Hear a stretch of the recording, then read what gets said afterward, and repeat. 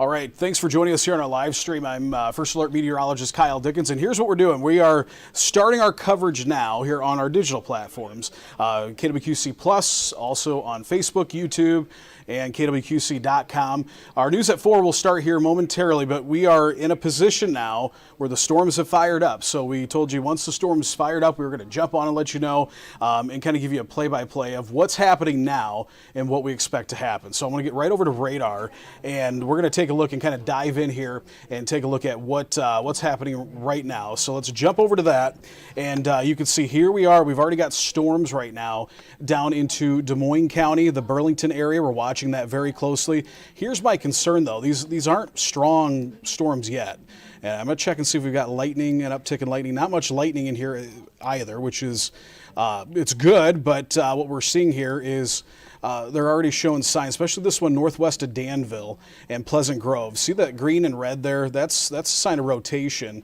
And so we've got rotation right now already near the Danville, New London area, and this is heading off to the northeast towards Mediapolis, and we'll be continuing to track off to the northeast here as we head throughout the afternoon into the evening here, and kind of in an eerily similar path as the one took back in 2024. So that is where the rotation that we're seeing with that is. It is there, but that storm has got to get going here a little bit longer. But as it continues to move north and east, it's going to be interacting with a much better environment as it does so. We do have, and look at this, we've got a tornado warning just moving into the viewing area here, almost into the KWQC viewing area, but right now we're in Johnson and Washington counties.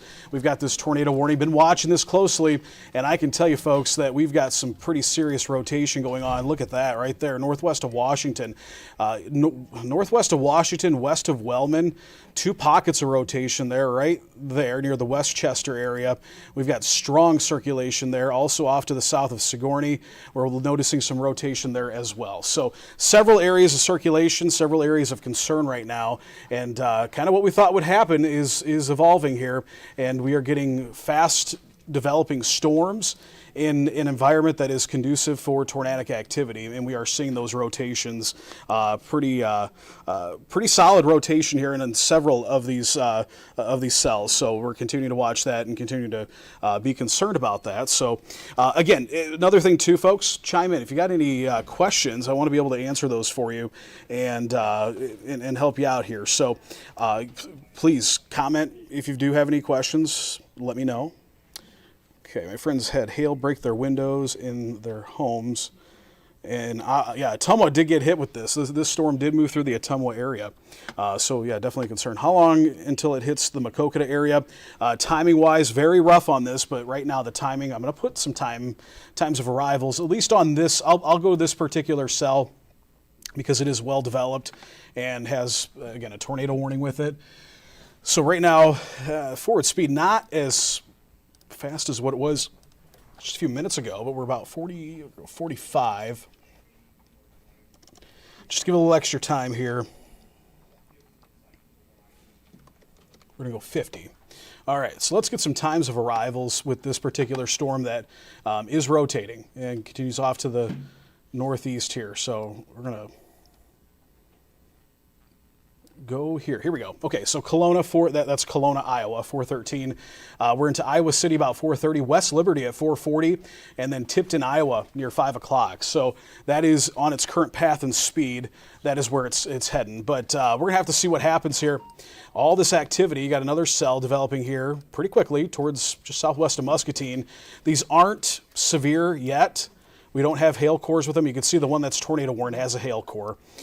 So we got to get some development out of these before we get to that point of where we're going to be concerned with a tornado. But what I am concerned with is the fact that even though we have very weak cells, it just shows you how strong the dynamics are, that we've got these pockets of rotation already developing. So that is the concern. And I've got First Alert meteorologist Kyle Keel is also here. And Kyle, we are everything's pretty much on track with what we thought would be. So you know, we're timing wise, we said 4 o'clock would kind of be that time that we would be watching, and here we are at 4 o'clock, and we've already got these cells popping up, which are very interesting. We have to see what happens with these, but yeah, these really need to be watched carefully because they're kind of in an environment on their own. They're well into the warm sector. That warm front was kind of hanging out down toward the Highway 34 corridor early this morning, I mean, you walked outside and it really didn't feel like a severe weather day, and it wasn't expected to.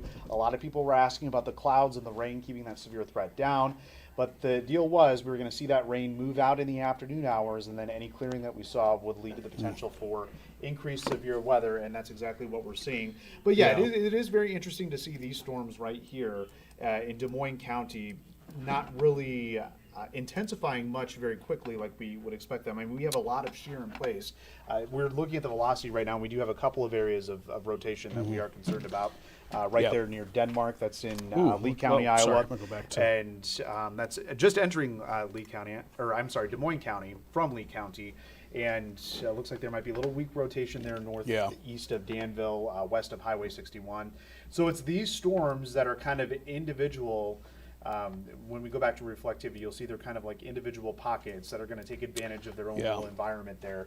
A lot of shear in place, an area with higher instability, as well as we've had several hours with temperatures in the 60s and 70s, and those moist dew points as well. Kind of seeing an uptick in lightning there, as you had mentioned earlier, Kyle. Yeah. We weren't seeing much, but there are some signs of maybe a little more lightning with these, which could be a sign of strengthening.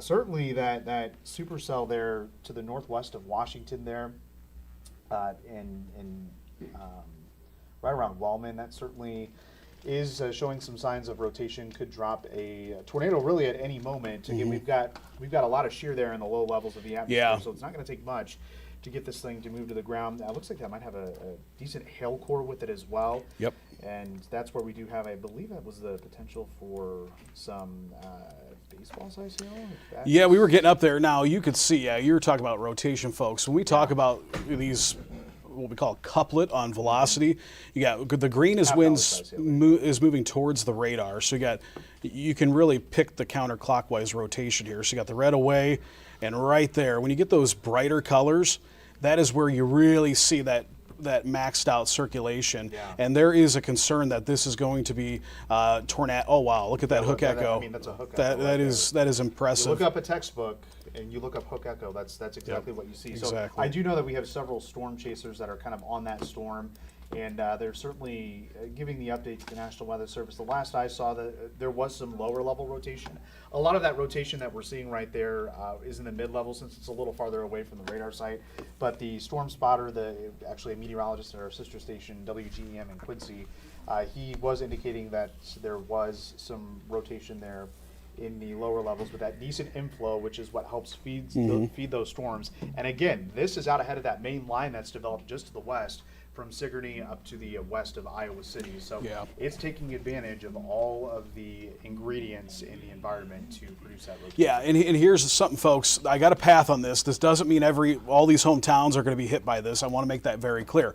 But we call this the cone of uncertainty, right? Because we're uncertain if it jogs just a little bit to the west or to the north, rather. It has a little bit more of a northerly component. If it goes a little bit further east, it kind of takes that in. And if this takes a little bit of an east turn, it's a possibility that would threaten at least the northern metro. So we're going to watch that closely.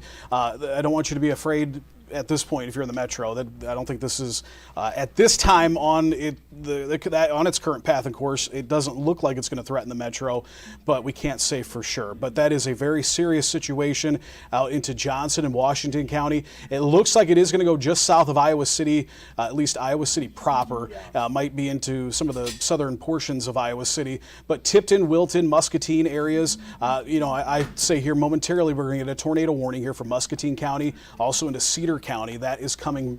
I'm sure that they're working on that here probably in the next 5 minutes. We'll see that warning extended. I want to look out ahead of this because these storms here that are moving into Des Moines County certainly have to be watched because they're in that same environment, and especially where we see lightning. We don't have a ton of lightning, but we have this very interesting circulation on the west side of Burlington right now, and I'm very concerned about that because it has been consistent. And so let's take a look. I'm going to go skip through here and go to our Burlington camera, and you could see that. Yeah, look at that right there. And that, yeah, I think we do have a little bit of hail there, but it looks like a hail core is building right around Middletown. So if you're in Middletown and you're on our Facebook Live here, chime in. Also let us know, if you have any questions. We would love to answer them. I want to reference the line of storms to the west of that supercell there in Iowa County, or I should say, is it Iowa County, Washington County? Washington County, Yeah, yep. Washington County. Those are primarily going to be the damaging wind threat. Again, we had mentioned that we were very concerned about the tornado threat as well as the damaging wind threat. Could be 60 to 70 miles per hour plus. That line of storms you see will be moving into an environment that is favorable for rotation, so we'll have to watch for perhaps some spin-up tornadoes along that line that comes in. But as Kyle was mentioning, it's these singular storms that we need to be watching for that rotation. Again, they're able to take advantage of all the rotation, all the spin in the atmosphere available. Look at that right there. And yeah, it looks like we've got a little more rotation there on the northern storm there, just south of Mediapolis. So that has really upticked there, west of 61 near Mediapolis over the last couple of scans here of the radars. So we're going to watch that one closely. Yeah, that one's really, very that concerning. one has really made an uptick. So if Wow. you're in Mediapolis, I'd say get to your shelter place right now because we could Oh, potentially yeah, have look a at that. developing tornado. Just to the west of 61 there, this storm is moving pretty rapidly to the northeast, probably about 40 to 50 miles per hour. So right around Dodgeville yep. Road. That's where we're seeing that rotation on the latest scan of First Alert Doppler radar. So I would say if you're in northern portions of Des Moines County, best to head to your shelter place just in case. Yeah, If this isn't I warned totally right agree. now, but I would have a feeling the National Weather Service is going to look at the next scan of Doppler radar and kind of make a decision there. Absolutely, and this is what we call a first alert right here, folks. We're giving Yeah. you that first alert that there is a news scan. Folks, I'm telling you that is going to get tornado warned here. So this is your alert right now. If you're in the Mediapolis area, you need to take your tornado precautions right now. Heading off to the northeast, it'll be eventually heading off to the northeast towards New Boston. Aledo, this will be threatening Aledo. Might get close to the Aquaca area. So what we're going to do now, Kyle, is we're going to, because I have a strong feeling that based off of what we're seeing Very here, soon. we're going to get a tornado warning here momentarily. And so what we're going to do here, I think right now is we'll transition. You'll kind of stay on with things. We're going to get ready to go on the air. We've got an update there on that warning to the north, but we're going to get ready to do our wall-to-wall coverage on air because I think here again any second we're going to get that tornado warning. So Kyle, I know you'll be kind of taking things here for the moment, and we'll go back to radar. And you can see, we're going to be watching this very, very closely, folks. So, Kyle, we're going to, if you're in that.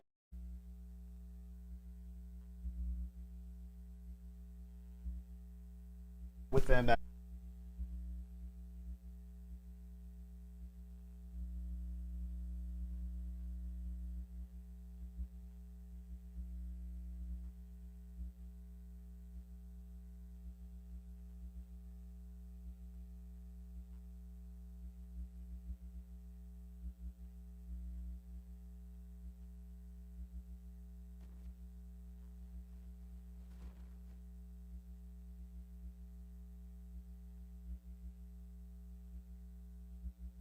Is that good? All right, there we go. So I'm going to put a track on this here. And again, these are moving at about 40 to 50 miles per hour. So again, if you're in Mediapolis, now's the time to take shelter. We'll put this out for the next 25 minutes or so. This will be in the Mediapolis area, 4 minutes at 4:15. Oakville, 4:25. Keithsburg, as we kind of get this to cross over the Mississippi River, right around 4:30. Ogle at 4:33, and Hazeldale School at 4:35. Again, this is the possibility of a tornado with that rotation that we're seeing. And the product that we're looking at right now, this is the velocity. So I'm going to take the track off here and show you that this is the winds inside the storm. So we look at this for any tornadic development, and it's where the reds and the greens meet together where we have that rotation. So the green are the winds that are going toward the radar site, which of course is in Davenport. So this is the way that the winds are blowing. The red is going away from the radar site. So that's where we do have a couplet forming right along Highway 61, really directly south of Mediapolis. So south side of Mediapolis, you need to be in your shelter place right now as we are watching that potential for a rotation. So it says audio is gone from the stream. Okay. All right, cool. So we're working on our audio issues. We do apologize for that. So we're good to go. So right now we're going to stick with this right now.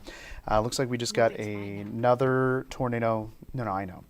We got another tornado warning. I'm sorry, a severe thunderstorm warning for portions of Henry, Jefferson, Keokuk, Louisa, and Washington County.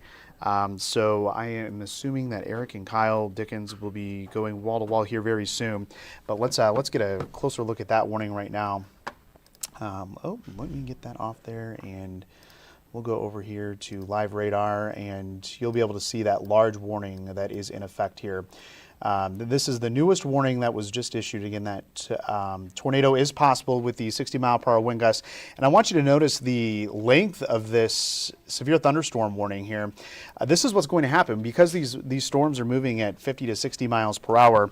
You're going to get some big polygons. So if your area gets under a tornado warning, you need to take shelter very quickly because these storms will be moving at a very fast pace. So if you're in the Wayland area heading toward Conesville, I would say head to your shelter place right now as we are continuing to keep a very close eye on these storms. Looks like just south of Keokuk, we've got a rotating wall cloud. So again, the primary threat for the 60-mile-per-hour wind gusts are going to be along this line of storms from Richland to Fairfield.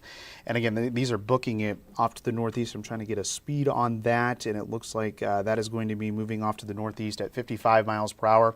So I'll do a quick track on this here. And we just got an update on that tornado warning. Still is radar observes, or I should say radar indicated. So that means Doppler radar is indicating rotation. So we're going to continue to keep a very close eye on that storm. I'm trying to, let's see, we'll do this at 55 miles per hour and kind of put a track on this here as it continues to move off to the northeast. And there we go. And we'll kind of take this outside of the cone here. It'll be in Richland at 417, Fairfield 424, Washington 437, Ainsworth 444, Columbus Junction, heads up if you're watching, 455, and Grandview at 508. Again, this is for the potential of 60-mile-per-hour winds as well as the potential for maybe a tornado or so. So right now we are going to continue to keep track of these storms. I believe, I'm not sure when, but I think we're going to go wall to wall here very soon. Chief Meteorologist Eric Maitland currently on the air with his first alert forecast, and he is tracking that line of storms in that supercell here just to the north of Washington and south of Iowa City. So if you have anyone in Iowa City right now,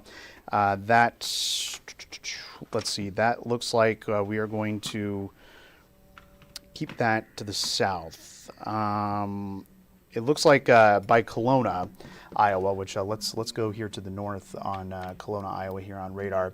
Right near there, it does seem that we do have reports of a tornado that did touch the ground, so we are going to see if that is going to change to an observed tornado, but apparently reports just to the east of Kelowna. There is a tornado, so there is a tornado right now in northern Washington County, right around the Kelowna area. So this is an observed tornado, and I believe that we are going to go wall to wall. So we're going to take a brief pause here, and we're going to join Chief Meteorologist Eric Maitland on KWQC TV6 and begin our wall-to-wall coverage.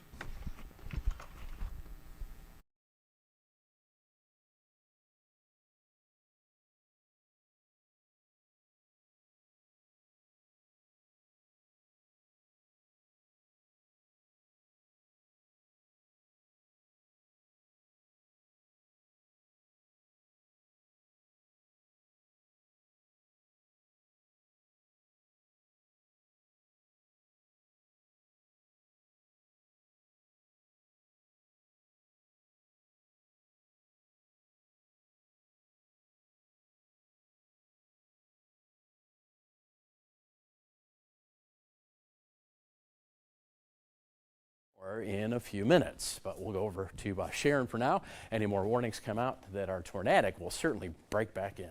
Yes, we certainly will. Well, on a much lighter note, some penguins who are looking for love got a little bit of help from some kids. Yeah, these penguins at the Edinburgh Zoo in Scotland use pebbles in their courtship rituals. The Royal Zoological Society says kids painted more than 1,000 rocks for them to use. Edinburgh Children's Hospital charity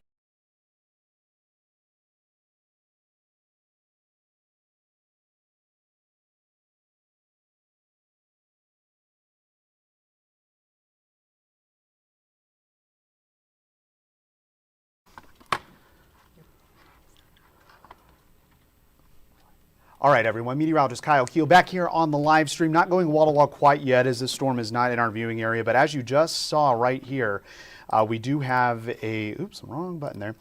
We do have an observed tornado here just to the east of Kelowna, west of Riverside. We have several spotters on this storm, and we do have a tornado that has been observed, and that is why we continue with the tornado warning here until 4:45 p.m. The hail core is just to the west of Riverside, and just to the southwest of Riverside is where that tornado has developed. So that tornado is likely right here in this region where we see that hook. I'm going to take the hail product off just so you can see what this storm looks like. And this is a classic supercellular thunderstorm that is continuing to track off to the northeast. So again, this is an observed tornado in Washington County heading off to the northeast. So what I want to do, since this is going to be heading in our viewing area, is I'll pause the radar and we'll put a track on this storm. Let me get the movement on that. And it looks like it's moving off to the northeast at about 40 miles per hour. So the speeds of these storms have been fluctuating between 40 and 50 miles per hour. Again, moving off to the northeast. So I'll take it out about the next hour or so. And again, the deal with these supercells is they're expected to be long track. Whether or not they have a tornado with them remains to be seen, but the possibility is there where we now have the potential for a damaging tornado here just to the southwest of Riverside. So this is going to be in Hills right around 431, Lone Tree 436, West Liberty heads up 450, Moscow at 504, and 509 around the Tipton area. So again, we have an observed tornado here just to the southwest of Riverside.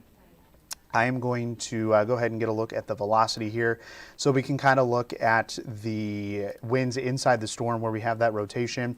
And again, certainly some looks a little muddled right here, but I mean, it's lining up very well with our observation of a tornado here on the southwest side of Riverside heading into the Riverside area. So this is a very dangerous storm here with an observed tornado in portions of Washington County, just east of Kelowna, right over Riverside right now. Again, we're kind of getting a muddled velocity scan here. I'm going to check the debris here to see if we can see any debris. And the good news is I don't see any debris. So what we're looking at here is we're looking at the potential for debris. So basically what this does is it tries to detect anything that is not weather related. So it's looking for things that aren't hail, aren't rain, snow, etc. And what we would see is a dropout of the correlation coefficient. I'm using big words here. But basically if we saw a blue or a white little ball, what we would call a debris ball, that is not what we're seeing here. So that's the good news as far as that goes. But again, unfortunately, we have had a report of a confirmed tornado here.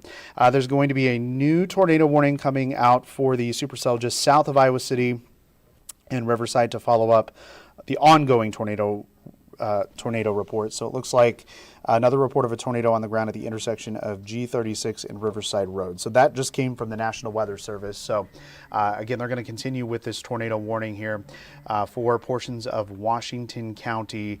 And this is likely going to be extended here into probably portions of northwestern Muscatine County, not including Muscatine, but this will likely include West Liberty and heading into Cedar County. And we are going to go on the air here for our wall-to-wall coverage with Chief Meteorologist Eric Maitland, meteorologist Kyle Dickens, and meteorologist Deanna Rodriguez. So momentarily we will be breaking for our coverage, but just a heads up out ahead of this, we're still tracking these showers, even a few thunderstorms here. Let me throw some lightning on. Probably hearing some thunder here just southwest of the Quad Cities metros. So areas like Illinois City, Edgington, maybe even Taylor Ridge, you're hearing it. Certainly seeing the skies darken to your west. These are not severe right now, but these do have the potential to become severe. Maybe some hail here with that rotation that we were seeing in portions of Des Moines County. Still seeing some weak rotation there just to the west of Highway 99, northwest of Mediapolis Road. This is heading up toward Oakville and Keithsburg, so just be aware of that. But what we're looking at now here is another potential of the strong winds here with this severe thunderstorm warning. But again, it's that tornado warning that we're most concerned about until 4:45 for portions of Johnson and Washington County, where we do have an observed tornado right around the Riverside area. And we do see that that threat is continuing here with that tornado warning here in portions of Washington County.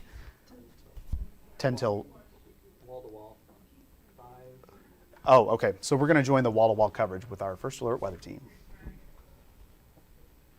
Not going to bother us on the air. We interrupt this program to bring you live severe weather coverage from the KWQC First Alert Weather Team. All right, Chief Meteorologist Eric Maitland here in the First Alert Weather Center along with meteorologist Kyle Dickens and Deanna Rodriguez. We are tracking storms right now. We're about to get a new tornado warning from this storm here, which will likely track that storm into portions of Muscatine and Cedar County. Otherwise, what we are dealing with, as we'll show you here, and you can see it on radar, we're just looking at a few areas of storms at this point. These that are moving into southeast Iowa, these have some hail now in Des Moines County, showing signs of rotation, at least weak rotation, and this band of storms is going to be heading right toward the Metro Quad cities. But again, our strongest supercell is this one that's just south of Iowa City. As a matter of fact, they're looking at some rotation due to a possible tornado in Iowa City, Riverside area, G36 and Riverside Road. Correlation coefficient. There's a And debris yeah, ball. we do have with the tornado south of Iowa City. Yep. Yeah, okay. Well, here's what we're going to show you. Again, this is perhaps a very strong tornado, and this is one of the threats going into today, the fact that we might have just a handful of tornadoes, but they would be very strong. Now, first of all, let me show you the hook on this storm here, and there it is. That's where we'd likely see the tornado now, just south of Hills, north of Riverside. And as we take a look at the debris signature, you'll see that we do have those bright colors next to the darker colors, again, south of Hills. So that would indicate that this tornado on the ground certainly could be doing some damage, and that is within that tornado warning. So back to the radar, and you'll notice that not only that, but also some large hail coming out of this storm. And as we back up a little bit, let me zoom out here. We'll get you the kind of the orientation of where this storm happens to be. And again, it's just to the west of Muscatine County. There you see New Liberty coming into play. And so as this storm continues to track to the northeast at probably, I think the last I saw was 45, but that was a while ago. It might even be a little bit faster than that now. This will work its way across Highway 6, across Interstate 80 toward the West Branch area as it heads toward Tipton into Cedar County and perhaps clips northwestern portions of Muscatine County. Any information from any of the spotters out there, Kyle? We do have several reports of tornadic activity at this point, but I want to draw our attention here to what's happening here in the metro, because we're going to get to that storm that is tornado warned. That is a concern, but I'm noticing a very fast evolving storm with a when we say hook echo, folks, this is what we mean right here. You see, we got two of them south of New Boston, and that one that's just south of New Boston has a hail core with it now, which would lead me to believe that we have a developing circulation within that storm there, but also here towards Aledo. But right here, just southwest of the metro, this is not severe, nothing to be concerned with yet, but I'm looking at Skyview, and Skyview does look pretty ominous. We'll get to that in a minute, but I want to talk about this storm in particular because meteorologist Kyle Keel and I have been watching this closely, and we continue to see an uptick in hail. So what we have here, folks, and not a good time. The tornado parameters are now, between now and 6 p.m. are maxed out in this corridor right here. We have two areas. Look at the circulation, or possible circulation, just southwest of Aledo and just southwest of Keithsburg. That's a hook echo there. And we do have, oh wow, look at that. Look at those rotations here just west of Keithsburg. Folks, I'm telling you right now, this is a developing tornado. This is your first alert if you're in Mercer County, Rock Island County, even up here, let's see, northeastern Louisa County, Muscatine County. Just had a report, too, that they have sounded the sirens in the Muscatine area. Not sure if they're seeing something out there, but we've got 1, 2, possibly 3 circulations right now, albeit broad, but they're circulations in an environment that is very conducive not only for tornadoes, but possibly strong tornadoes as well. So that's our concern. But right now, I'm telling you folks, here in Mercer County, you've got 3 separate areas we're watching. That continues to head off to the northeast. But again, back to that storm that we do have a tornado with right now, an observed tornado. Right now, that is getting ready to cross over into, it's right over top of the Hills area. Looks like that circulation may have slipped just a little bit to the south here, just north of 22. New tornado warning, Cedar, Johnson, and Muscatine counties, and they're continuing with that observe tag here. So observe tornado warning continues now. West Liberty, Atalissa, you are now under this Nichols. This is a tornado warning. You need to take your tornado precautions here right now. Eric, I'll get some information on this new warning. Yeah, and let me go back to what you were showing before, because that tornadic storm is not quite in the viewing area yet, so I'll get to it in a second. But as you can see here, as we zoom out, I'll just try and zoom out just a little bit here, because I do want to show you these storms that we're talking about. And now we do have a severe thunderstorm. I'm sure this is probably going to be for a tornado possible. But again, right along the Mississippi, just in northern Rock Island County, probably around Lob Thunder, there's a little hook there. There's that next hook approaching Aledo. There's that other hook there that's approaching Keysburg. And again, there's our new tornado warning. First of all, let's see what we can get in terms of the information on this new tornado warning as far as the time is concerned. Let me get that back into the box here.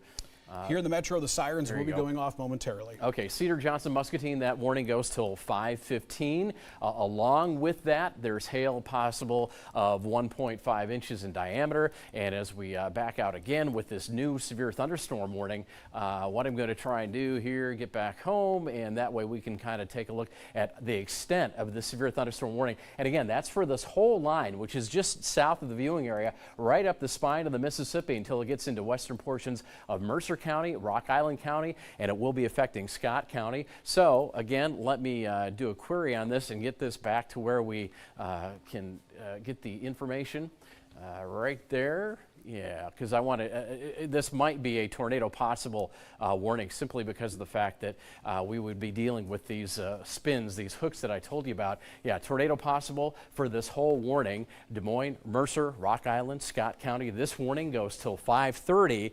Wind speed 60 miles per hour. That's probably close to the storm speed as well. At least 50 miles per hour to the north and east. And again, with 1 inch hail, possible tornadoes along this storm. And we've got more info from Kyle right now. I'm going to do one thing. We're going to look at this storm here, this new tornado warning. This is the path right now, and then we're going to jump to this Keysburg storm that they are now noting the circulation. Nichols 430, West Liberty 437, 445, Rochester, Wilton at 453. This will be impacting you. Bennett at 450. Top of the hour, this will be moving into Durant. You folks in that area, this is a confirmed tornado. Tornado is on the ground, and I've been watching some video of it from storm chasers and storm spotters in that area, and it has been pretty impressive, at least coming close to the ground and at times touching the ground, but very strong circulation. So that's this one that we're concerned with, heading right towards West Liberty. If you're in West Liberty, now is your time to take shelter. I want to drop south here to this warning near the Keysburg area. A couple areas, one right over Aledo too. So Keysburg and Aledo, we've got several pockets of circulation right over top of Aledo right now. So if you're in Aledo, you are certainly seeing some gusty winds, but maybe if you look out, you'd probably be seeing a little bit of rotation within the cloud base there. But also this storm between Keithsburg and New Boston, they are concerned with that as well. Weather Service is saying that they're noting that potential circulation within that. I want to drop back south here to Burlington, because the reason this warning is so expansive is because there's several supercells, kind of semi-discrete supercells, where they are kind of on their own. And what's happening is you're getting rotation, but just southwest of Burlington too, we're watching rotation there. So very interesting situation here with all these storms that we have. I'll take a wide view once again, Eric, and look at, kind of show you here what we've got cooking, because this has all evolved very fast. In the metro, we do have a storm that's moving in. It's not severe. I'm not too concerned with that at this time. There's two hook echoes and two what are developing to be supercells here into Mercer County, and we're watching that over Aledo, just east of Keysburg as well. Also down here towards Burlington, we're watching that storm as well. This whole area is warned under a severe thunderstorm warning with a tornado possible tag, and what they're most likely waiting for is once we get a little bit tighter rotation on that, they're going to put out that tornado warning. But now, again, the new tornado warning that does take it into our viewing area, Muscatine County, a good chunk of Cedar County here too. That is a confirmed tornado. Cedar, Johnson, Muscatine County, you are under a tornado warning until 5:15 with a confirmed tornado. All right, we're going to go down the line from north to south. Let me get this cleared off for you so we can get a little bit closer into the area. We'll zoom in and get to that top line there. First of all, let me get the warning information off. There we go. Okay, there you can see how these storms are moving. These ones more to the north and east at a pretty good clip. So as we take you into these, what we'll do is go kind of storm by storm and break down the rotation as we can also use this tool to see those little hook echoes that we were showing you before, where that rotation is actually going to be. So as we get a little bit of a look here, at this point, not seeing too much rotation on that particular storm. Again, kind of losing some resolution here, but as we go a little bit farther south and a little bit closer in, here we go. We've got that next storm that was around Aledo, and there you can see it's got a little bit of rotation here heading up toward the preemption area. So if you're west of Highway 67, north of 17, you see that where the green and the red meet, that's the rotation that we're watching from these storms. And we do have that next one down toward Keithsburg. Again, not too prominent now, but again, as Kyle was saying, if you're in Keithsburg, you'd had to want to take shelter a little while ago because of the fact that that's where the rotation was coming on in. So we'll get you back to what you're more familiar with, the radar look right now, and we'll get this toward the rest of the QCA as we widen things out and show you where these storms are. There are the storm reports already. I think those might be old ones, so actually from the rain this morning. So let's get into radar. If button will let me do that. And there you can see we've got this line of storms.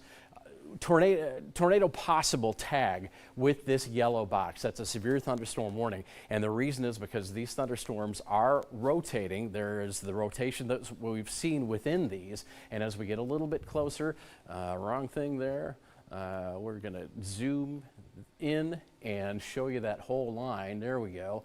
And in the viewing area, anywhere from Burlington, getting some heavy rain right now, and that possible rotation south of New Boston toward Keithsburg, where there's actually a little bit of hail showing up. Also some hail right around Aledo, right there in the heart of Mercer County. That light blue indicates that we've got hail with that storm. These storms now getting into the metro, the western portion of Davenport.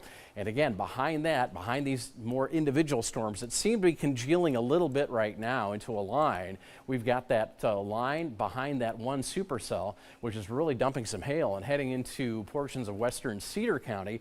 But there you see that line, and when that gets through, it's going to be pushing out some strong winds. Could get not only some strong winds on the leading edge of that storm, 60-mile-per-hour winds or so, we could also be looking at some spin-up tornadoes along that. So the atmosphere is just kind of primed for this today. We've been waiting for this to happen, and here it is. Our window of about 4 o'clock to 8 o'clock seems to be hitting, and there, as you see, the metro quad cities, where much of our population happens to be, the storms are approaching. So first thing we'll see will be the heavy rain, but also we'll see if that hail core hangs on in more form behind it on the kind of back end of some of those cells that are coming together right now. But a wind threat, can't rule out a tornado because we have noticed a little bit of circulation with some of these storms. It seems to be weakening, but it's still there, and that's why this very broad severe thunderstorm warning that goes till 5:30 from portions of Scott and Rock Island County down through Mercer County, Henderson, Warren County, and also across the river back into Iowa, portions of Louisa County and Des Moines County. That's why this one goes till 5:30 and again is tagged tornado possible. Kyle? Yeah, let's take a little bit closer look at this storm here into Mercer County because this is the one that we've been concerned with. But the tall tale sign that we got to focus in on this is hail develops where there's, we got the updraft and downdraft, but it's a sign that we've got a pretty strong updraft. And just southwest of Preemption and over top of Aledo at this point, we are seeing some considerable hail. Let's take a look here. We're up to quarter size, so severe, but we're also noticing that particular, wow, look at that circulation there. So what we have here is the circulation, the rotation or wind direction within the storm. And now that we're in Mercer County, it looks a little bit different than the storm that we're looking at in Cedar County, which we'll get to in a minute, because we're closer to the surface. So this gets we get a much better look here. But what we have is just west of Matherville, what I would say is a developing circulation, maybe a developing tornado. We've got winds moving towards the radar. Radar's up here. You can see the beam sweeping around here. Red is away. So you kind of do this here, and you can get that, kind of see how that counterclockwise rotation is happening here. And so that's what we look at right there. So Matherville, Preemption, off towards Orion. Here's Orion right here, I-280. I-74, that is going to be impacting you here momentarily. I'm very concerned about that. Another area, too, that has to be watched is just southeast of New Boston here, but most notably right now is what's happening here just southwest of Preemption. Let's put a track on that because, again, your severe thunderstorm warning with what's tagged tornado possible. So still something you want to take very seriously, folks, especially as this continues off to the northeast. So I'm going to take this off to the northeast here, and we'll take that box off and talk about where this is heading and who's going to be impacted by this. So Preemption 447, you've got a few minutes. You need to take shelter now. Sherrard 452, Oak Glen Nursing Home at 5 o'clock. Coal Valley about 5 o'clock too if this continues on the same path and course. Kelowna, it's going to be into the Kelowna area about 5:12, and then Cleveland, Joslyn area here about 5:15. So that is a area. We got two areas, New Boston too. We'll go to that one now. These two areas are areas I'm concerned with specifically for that potential for a tornado. So we're going to be watching that here. Look at just east of New Boston here. Going to kind of be kind of on the heels of this one right here. So those two pockets of rotation in Mercer County are being watched. Looking off here to now entering Cedar County. This is West Liberty. This is the storm that we have that what was tagged a confirmed tornado, and you can see we still are carrying that observed tornado tag. I'm going to take the hail core off. We know that there's hail, but here is where our tornado is. West Liberty, this is about to cross Route 6. Here's I-80. So one thing that I'm going to ask our booth to do is there is a camera, a traffic camera somewhere here into Cedar County. I think it's just west of, I think it's the Atalissa exit. So from Atalissa, it's gonna miss Atalissa. Look at how far north is tucked up, Eric. It's kind of interesting. Yeah. But West Branch, you're getting the hail and heavy rain right now. But right here, crossing over Route 6 is where that tornado is at this time. And you can see it's getting ready to the Downey area, Centerdale. Those might be some townships or small communities. That's heading towards you, but here's the big problem. It's heading towards I-80. So anybody that's traveling on I-80, this will be crossing, even if it's not on the ground, it's very close to being on the ground, and it's been that way for a while. That is going to threaten I-80. We'll cross I-80 here momentarily.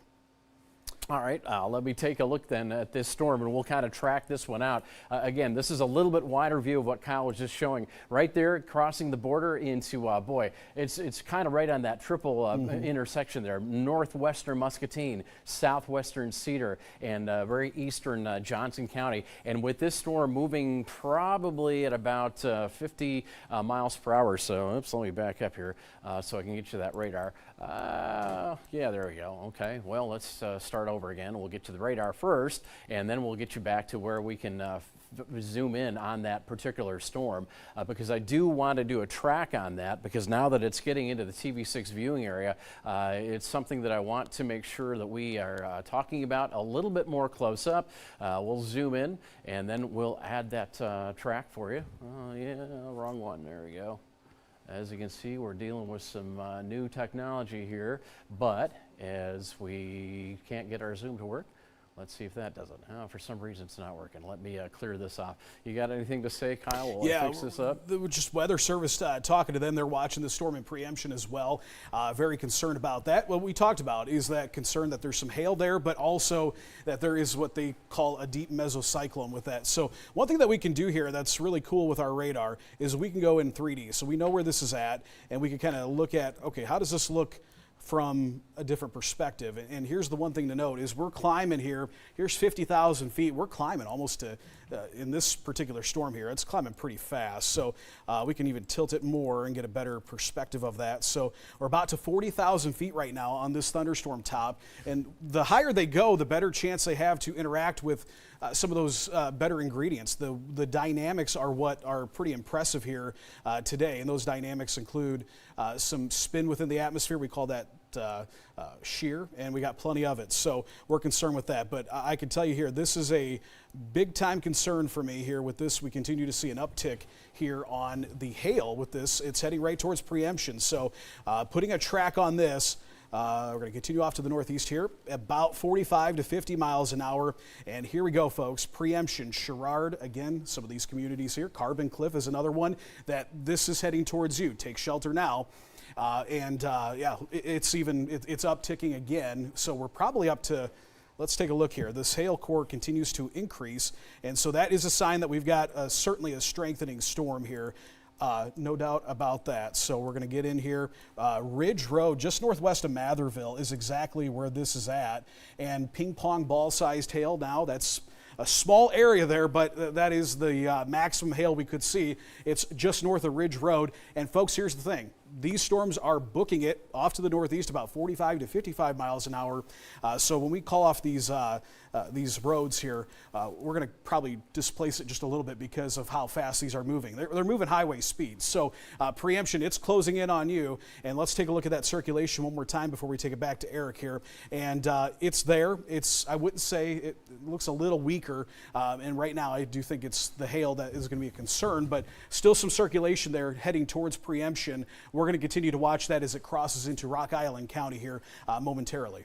All right, and as we put a track on that storm that's just getting into southwestern Cedar County, there you can see the towns ahead of it. Rochester 450, Tipton 457, on the way to Loudon by about 510, Grand Mound, this would be central Clinton County, by about 524. Tornado on the ground near West Branch. Okay, well, that's what we've got here. So we've got a traffic cam. Let's take a look at this traffic cam near West Branch, where we now have a tornado reported on the ground. If we can put that up, there we go. And yeah, obviously these cameras don't move and they're never really pointed where we want them because they're pointed down, but you can see the extent of the rainfall with this storm, and that's a problem. If it gets to be blinding rain, then you're not going to be able to see where this tornado is. So let's take a quicker look then back on the maps. We'll zoom in on this and we'll get you a little bit closer look at where we are dealing with on this storm. And I keep pushing the wrong button here. There we go. All right, let's get up to this storm as we want to track exactly where that tornado is. And it's along that hail core that stands out in blue. You can really see that. So as we get this down into a usable portion of the screen here, there we go.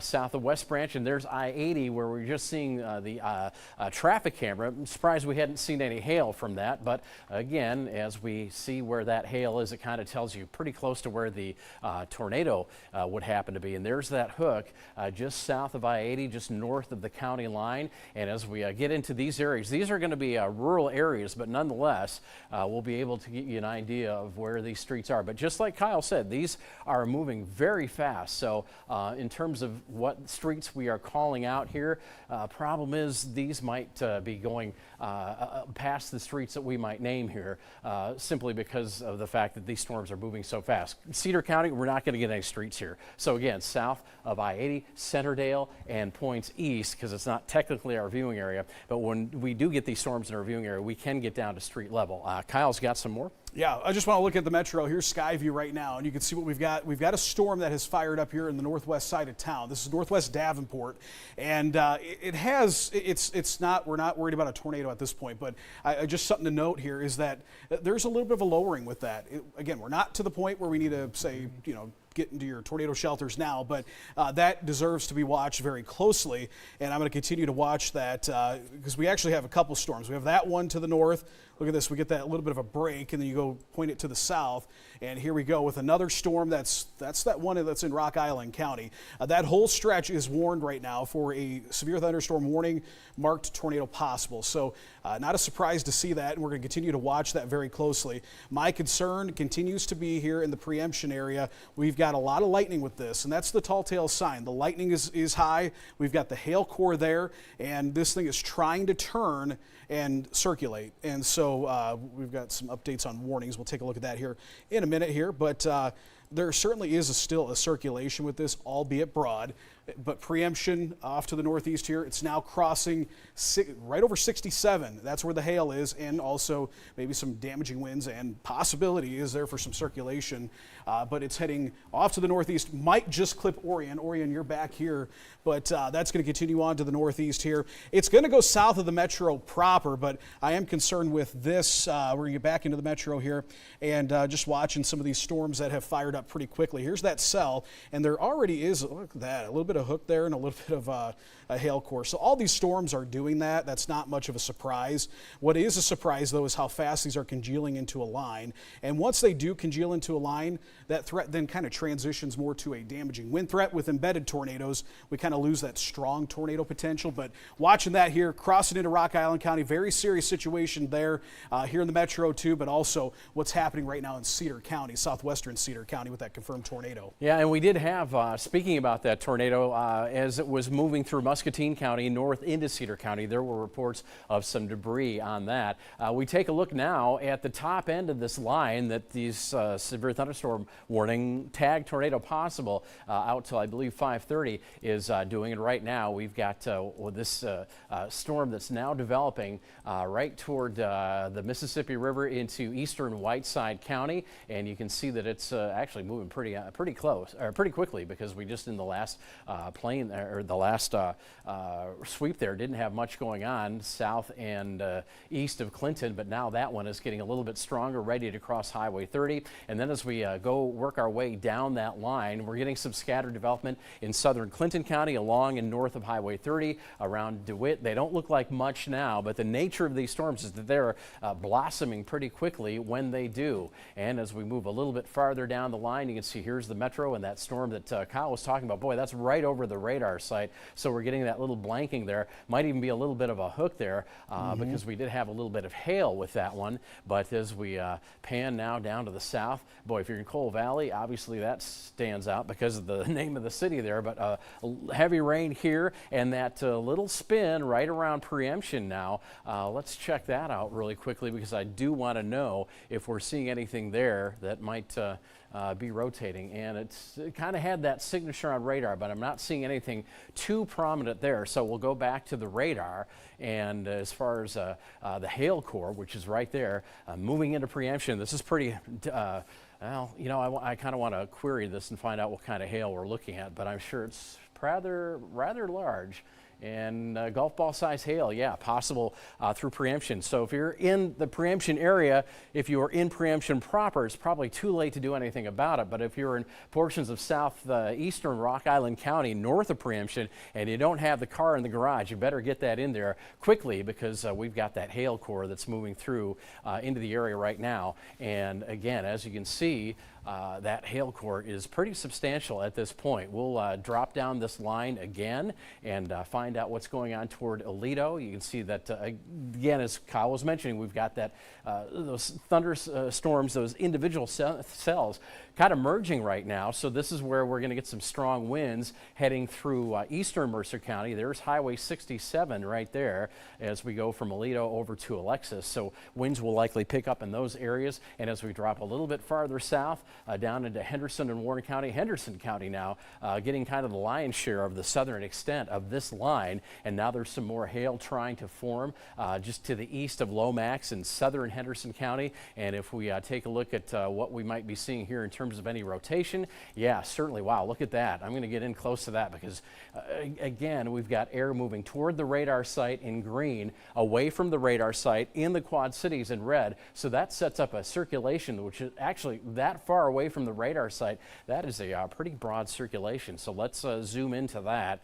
And I want to see some of the towns and areas that we have in there. And for some reason, my zoom is not doing, there we go, finally. Okay, now the zoom's working. All right, so if you're in Stronghurst, Decorah, or I'll get a little bit farther east to where this is actually moving, and you can see that some of the streets here along 300 North Gun Club Road, that's where this circulation is approaching. I'm just at the top of the circulation here, County Highway 10, I believe that is, and this is moving to the north and east. It's within our severe thunderstorm warning with the tornado possible tag. So this will be one that we look at a little bit more closely. I'll come out a bit so you can see what we're dealing with in terms of the tracking as it moves north towards Stronghurst and well west of Point Pleasant. But again, right up Highway, let me see what that is, 116.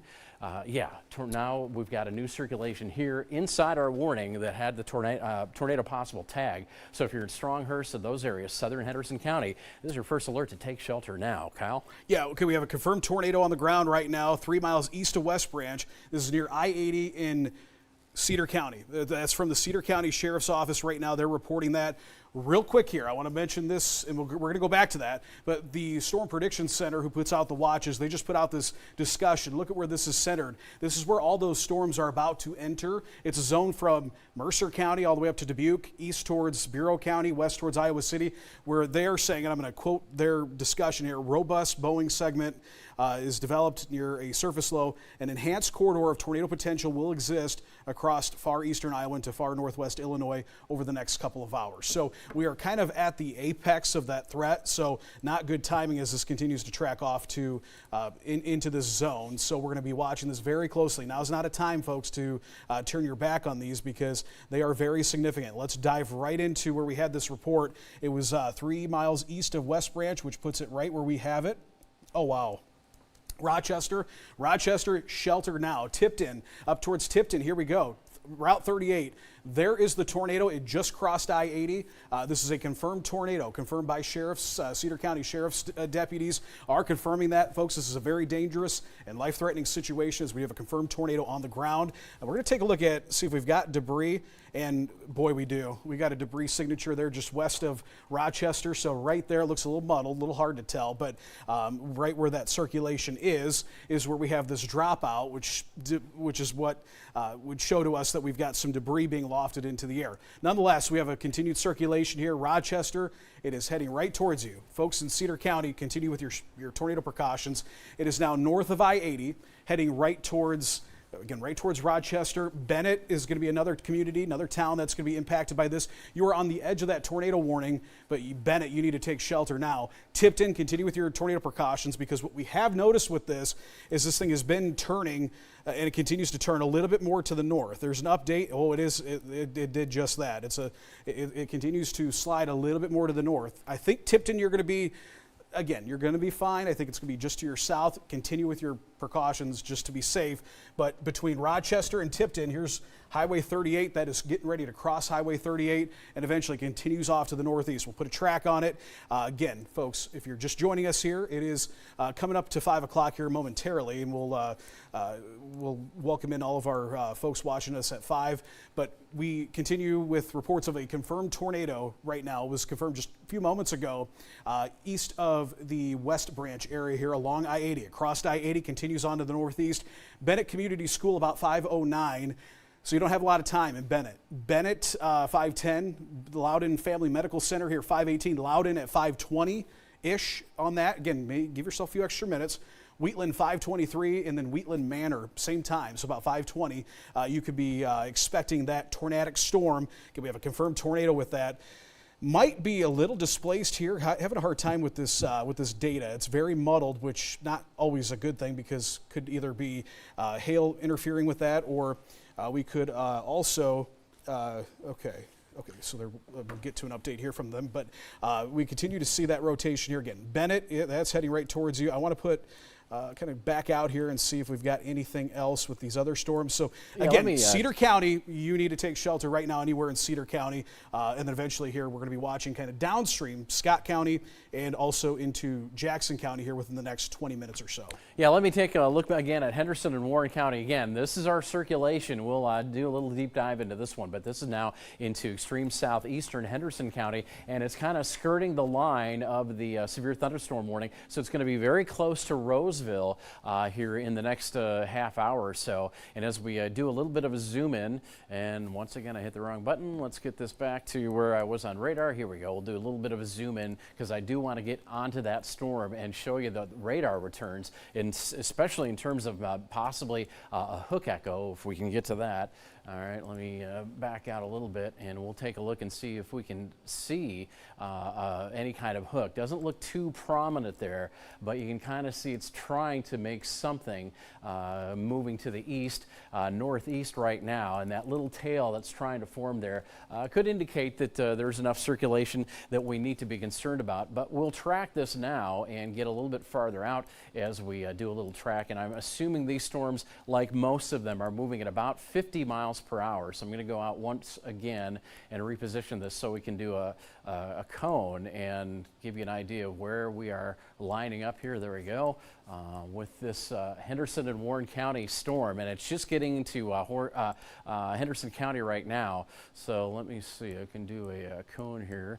And again, with this storm moving into the northeast at about 40 miles per hour or so, we'll take this one out, and boy, it gets pretty close to Galesburg in that time. But at 40 miles per hour, Raritan, Roseville, about 513, Monmouth, 527, and the northward movement of that is being negated a little bit by the eastward movement, so I'm kind of comfortable seeing that at about 40 miles per hour. Monmouth, 527, Galesburg, 544. Again, it's a storm that has been kind of showing some watting of circulation, a little bit of circulation, and so the next stop would be really central Warren County here in Illinois, obviously, so keep that in mind as we take a look then at what's happening a little bit farther west. Let's get out of what we've got going on here, and I want to make sure I get the right button, and then we can kind of back out a little bit and get back to the storms that are not only around the Quad Cities, and the Weather Service looking at west central Illinois storms here and these eastern Iowa storms here. So kind of two areas of concern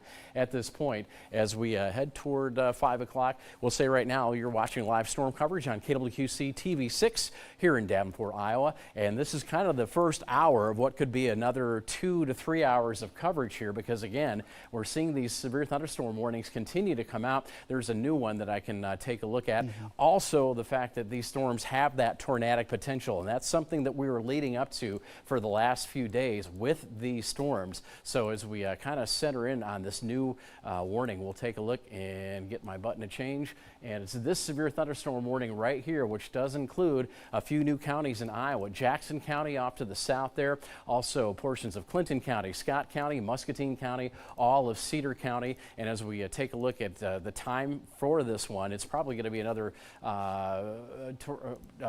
tornado possible. I've got to move this so I can get the tornado warning out of frame here, because that's what takes priority when they see these. Here we go. Cedar, Clinton, Muscatine, Scott County till 6 p.m. So another hour for this one.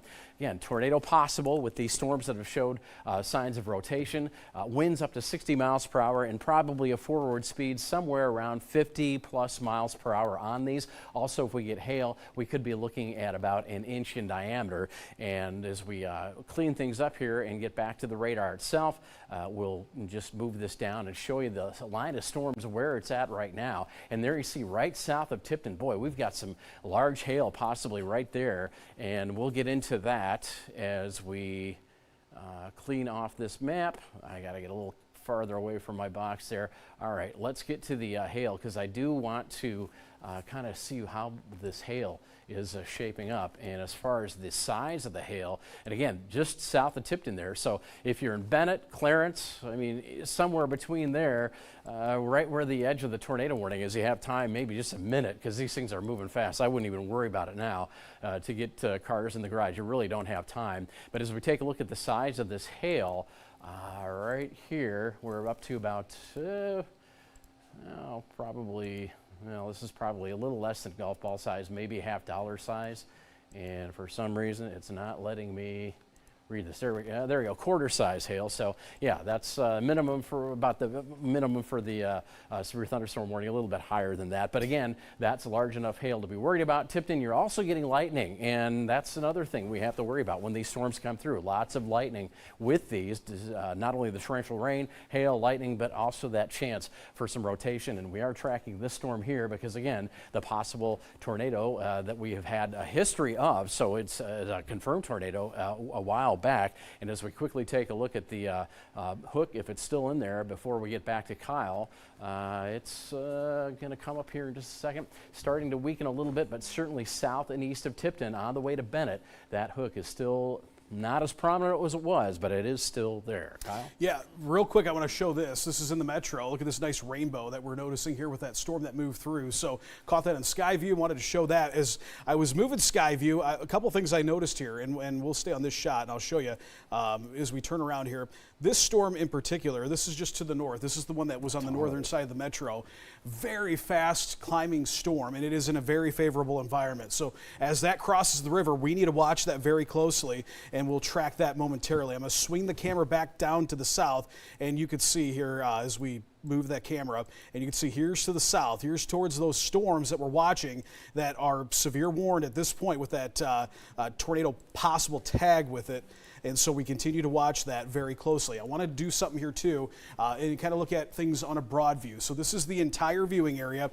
All that maroon is the tornado watch. We have several severe thunderstorm warnings. A good chunk of the viewing area are now under severe thunderstorm warnings. Those are for 60-mile-an-hour winds, quarter-sized hail, but they're all tagged with a tornado possible, which means that anywhere within that area, we could see a tornado producing storms. So we got to watch that very closely. But you notice here we continue with that tornado warning with a confirmed tornado here into Cedar County. Still a little portion of a very small sliver of Muscatine County, but the threat is not in Muscatine County at this time. That threat remains off to the north here. It's moving right now. Let's see here. Is the tornado or the tornadic part of that is right now near Bennett. So I would assume here momentarily we're going to get some sort of report or new tornado warning here to include Loudon over towards Calamus.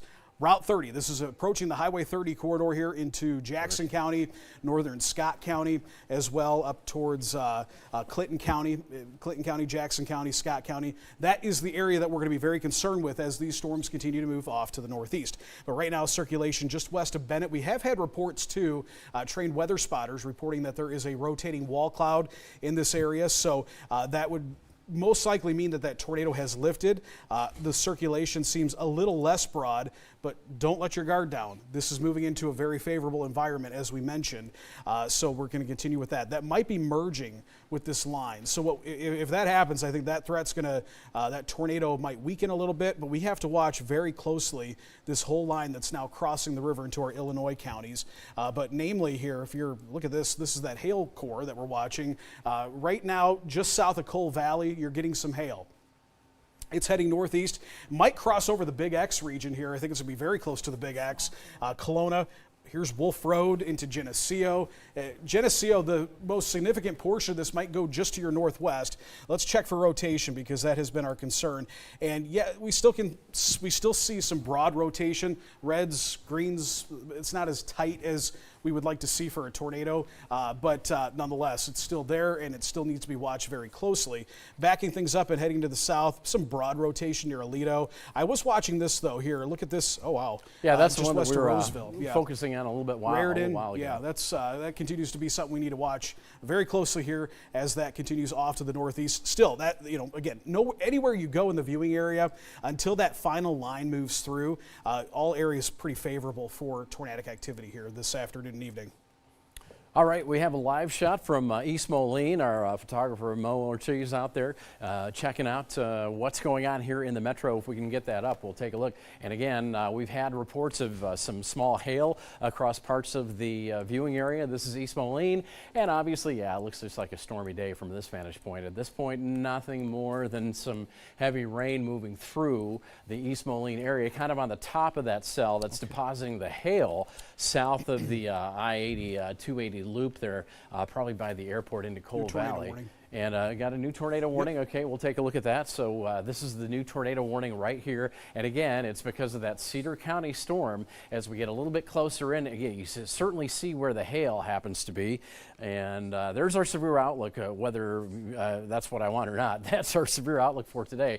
And we are still in that 3. So as we go to the north, what we'll do is take a look at where that new tornado warning is. And of course, now it's getting officially into the TV6 viewing area.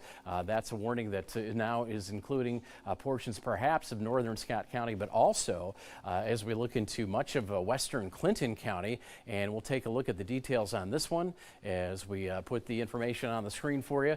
There you see Loudon, very large hail core coming that way. So Cedar and Muscatine County, that's the tornado warning that's off to the south. So let me back this up just a little bit and it'll grab hold of this new one. There we go. Cedar, Clinton, Scott County, Thursday till 5:30. So we've got about 25 minutes to go on this one.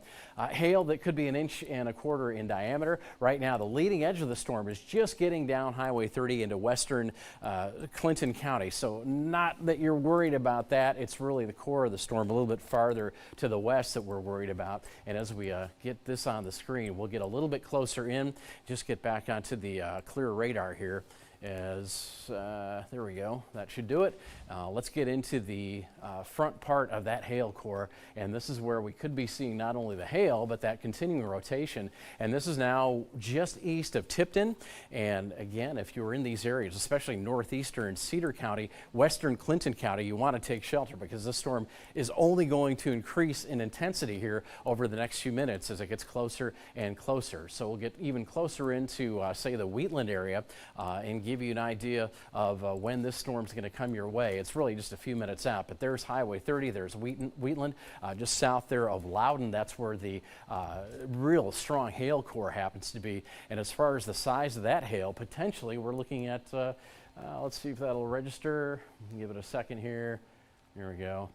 That should get it. Our rain rate there, 1/3 of an inch an hour. And there we go, quarter-size hail. And again, this is moving right up toward Highway 30 between Loudon and Wheatland. It's probably where it's going to cross, but I'm going to do a little time frame for you here, give it an ETA, and we'll get out of this close-up look so we can do a bit of a track. And this storm is probably moving to the northeast here. Looks pretty fast. I mean, this is one that's about probably a 55 mile per hour storm here. So let's get to that hail core, and I hope we can get all this in. It doesn't look like we can, so I'm just going to have to move this back. Disregard what you see on the screen there, because I'm just going to move this back. While you're doing that, Eric, we can stay on your shot there, but I do want to mention the sirens are now going off here in the Metro Quad Cities. That is because part of Scott County is under that warning now, that tornado warning, and that is why if you're in the Iowa side of the Metro, you are hearing those sirens now. So we're more concerned about what's happening here into Clinton County right now, but if you're in the Metro, move indoors, but the tornado threat is well off to our northwest at this time. All right, so for right now, Wheatland 515, Delmer 534, Preston 546, Almont 556, Savannah 603. So there's still about an hour for this storm to go to get all the way to the Mississippi River, but it's going to be crossing portions of Clinton County. If it holds together, we'll see perhaps portions of Jackson County added. And again, what I'd like to do is take this storm and dissect it a little bit. We'll get to see if we have a hook echo here, anything that's showing up still, and it sure looks like there is. And again, unfortunately, because we cover Cedar County because everything that comes through Cedar County gets to the core, the heart of the TV6 viewing area. But of course, we cover Cedar County as well because we know we have a lot of viewers there. So what I want to do is just kind of zoom in on this hook echo here.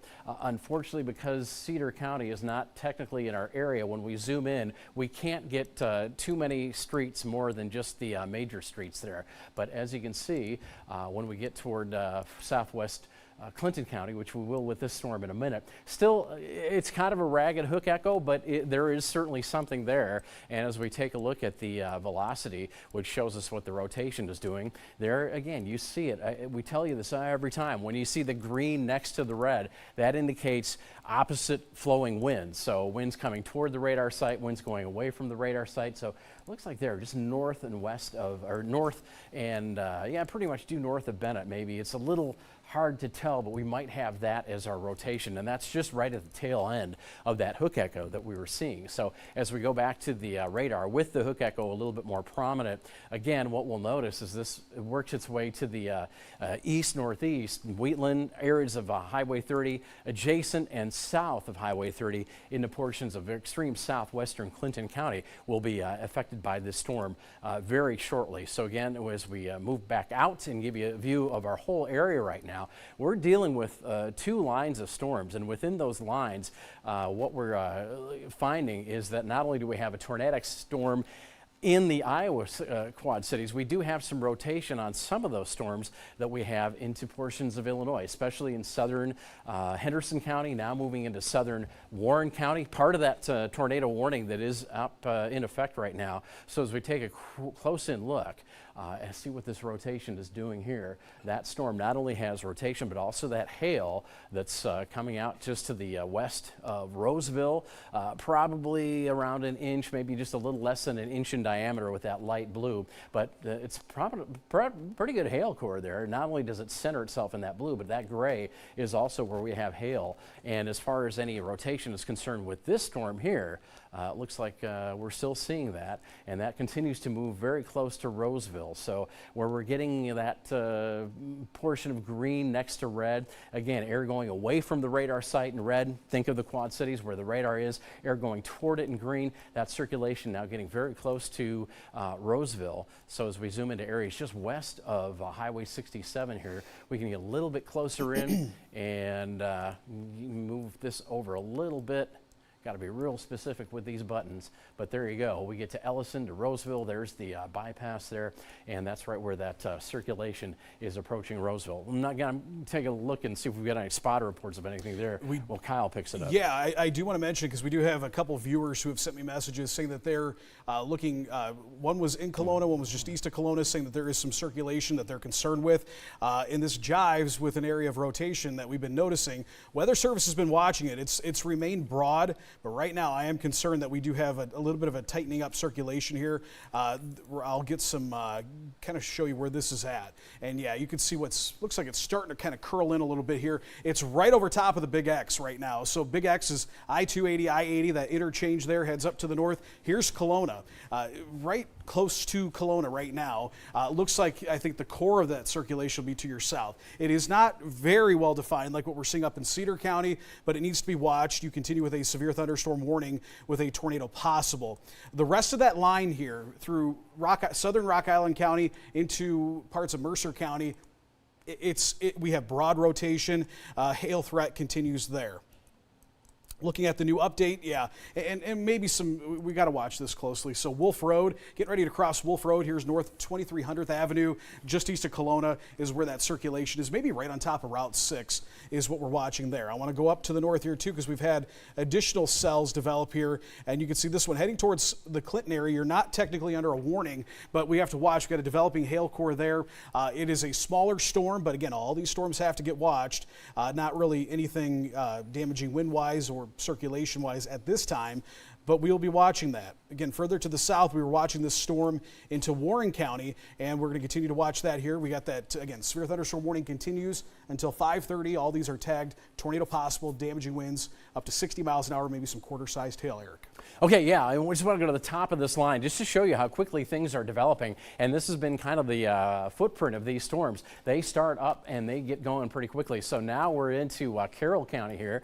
There you see Milledgeville just to your west, a fairly strong storm maybe trying to form, but certainly the first thing you get is the torrential rainfall and then the lightning, and that's the problem with some of these storms. With the torrential rainfall, seeing anything more than just the rain and the lightning might be a little bit difficult, but there's now a new severe thunderstorm warning as we talked about that storm. Now new severe thunderstorm warning. I will get the information on the screen right now for you as we take a look at what this one's going to deliver perhaps. Tornado possible, and 60 we've mile an hour got winds. tornado possible, inch diameter with 60 mile per hour winds. There we go. Carroll, Clinton, and Jackson County. That will go till 6 o'clock this evening, so that gives us about another 45 minutes as this storm here continues to move to the north and east. They're just noticing some reaction there from Kyle. Yeah, look about, we have a viewer that just sent this in. We need to get this, Deanna, can you send this to the Weather Service? A viewer just called, said that they have a lowering. They're near, so northeast of Muscatine. Look at that. Right there. We got a strong kind of a blossom here. You can see that brighter color there with some greens matching up. That's right over Route 61. Unfortunately, that would there's Walcott Bluegrass area up towards Route 6. Again, viewers reporting a rotating wall cloud here just northeast of Muscatine. I want to confirm that. That was the exact wording. It says lowering wall cloud around US 61 and Mulberry Avenue in Muscatine. So that was just a few moments ago, a little bit delayed, but you can see right here is where we do have, there's a pretty strong uptick in that velocity, and that is a concern. So, oh yeah, look at that right there. There you go. Yeah, there we go. Bluegrass, if you're in the Bluegrass area, we need to get a tornado warning out for this most likely, so we get that over to the Weather Service. They'll do that. Walcott, heads up. Yeah, it looks this like is it's your heading first right alert. that It's way. heading right towards Walcott, and we're in such a position here where this could go pretty fast as we're kind of seeing that happen. So right now, just crossed over 61 here. We have a circulation right here, and we've got viewers who are calling and reporting a lowering wall cloud and possible rotation within this.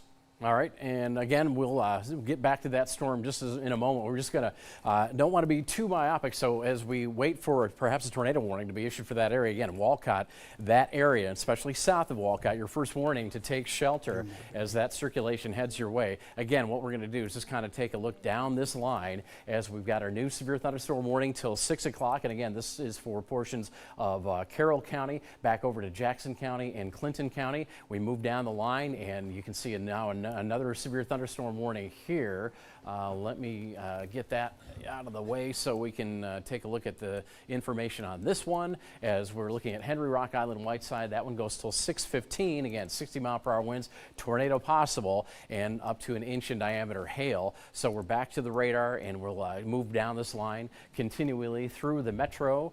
And there you see that hail core now that's just north of the Big X, heading toward the Rock River I-80 interchange, or the Rock River I-80 bridge, I should say. Large hail there, potentially up to about half dollar, maybe an inch to $half in size. And then as we work our way down again into Mercer County, right over Highway 67, there is a hail core right there, and that is just south of the Rock Island Mercer County line. And then moving down toward that next storm that has that severe thunderstorm warning still attached to it, just north of Roseville, we're looking at some hail and might be seeing some circulation. Again, as we take a look at the velocities here, or the circulations, still hanging on, a little bit of a circulation north of Roseville, nothing, it's very, very broad, so again, nothing too concerning about that. But as we, again, get out of this, what I want to do is get back to that system, or that storm that is getting just to the south and west of the Metro Quad Cities.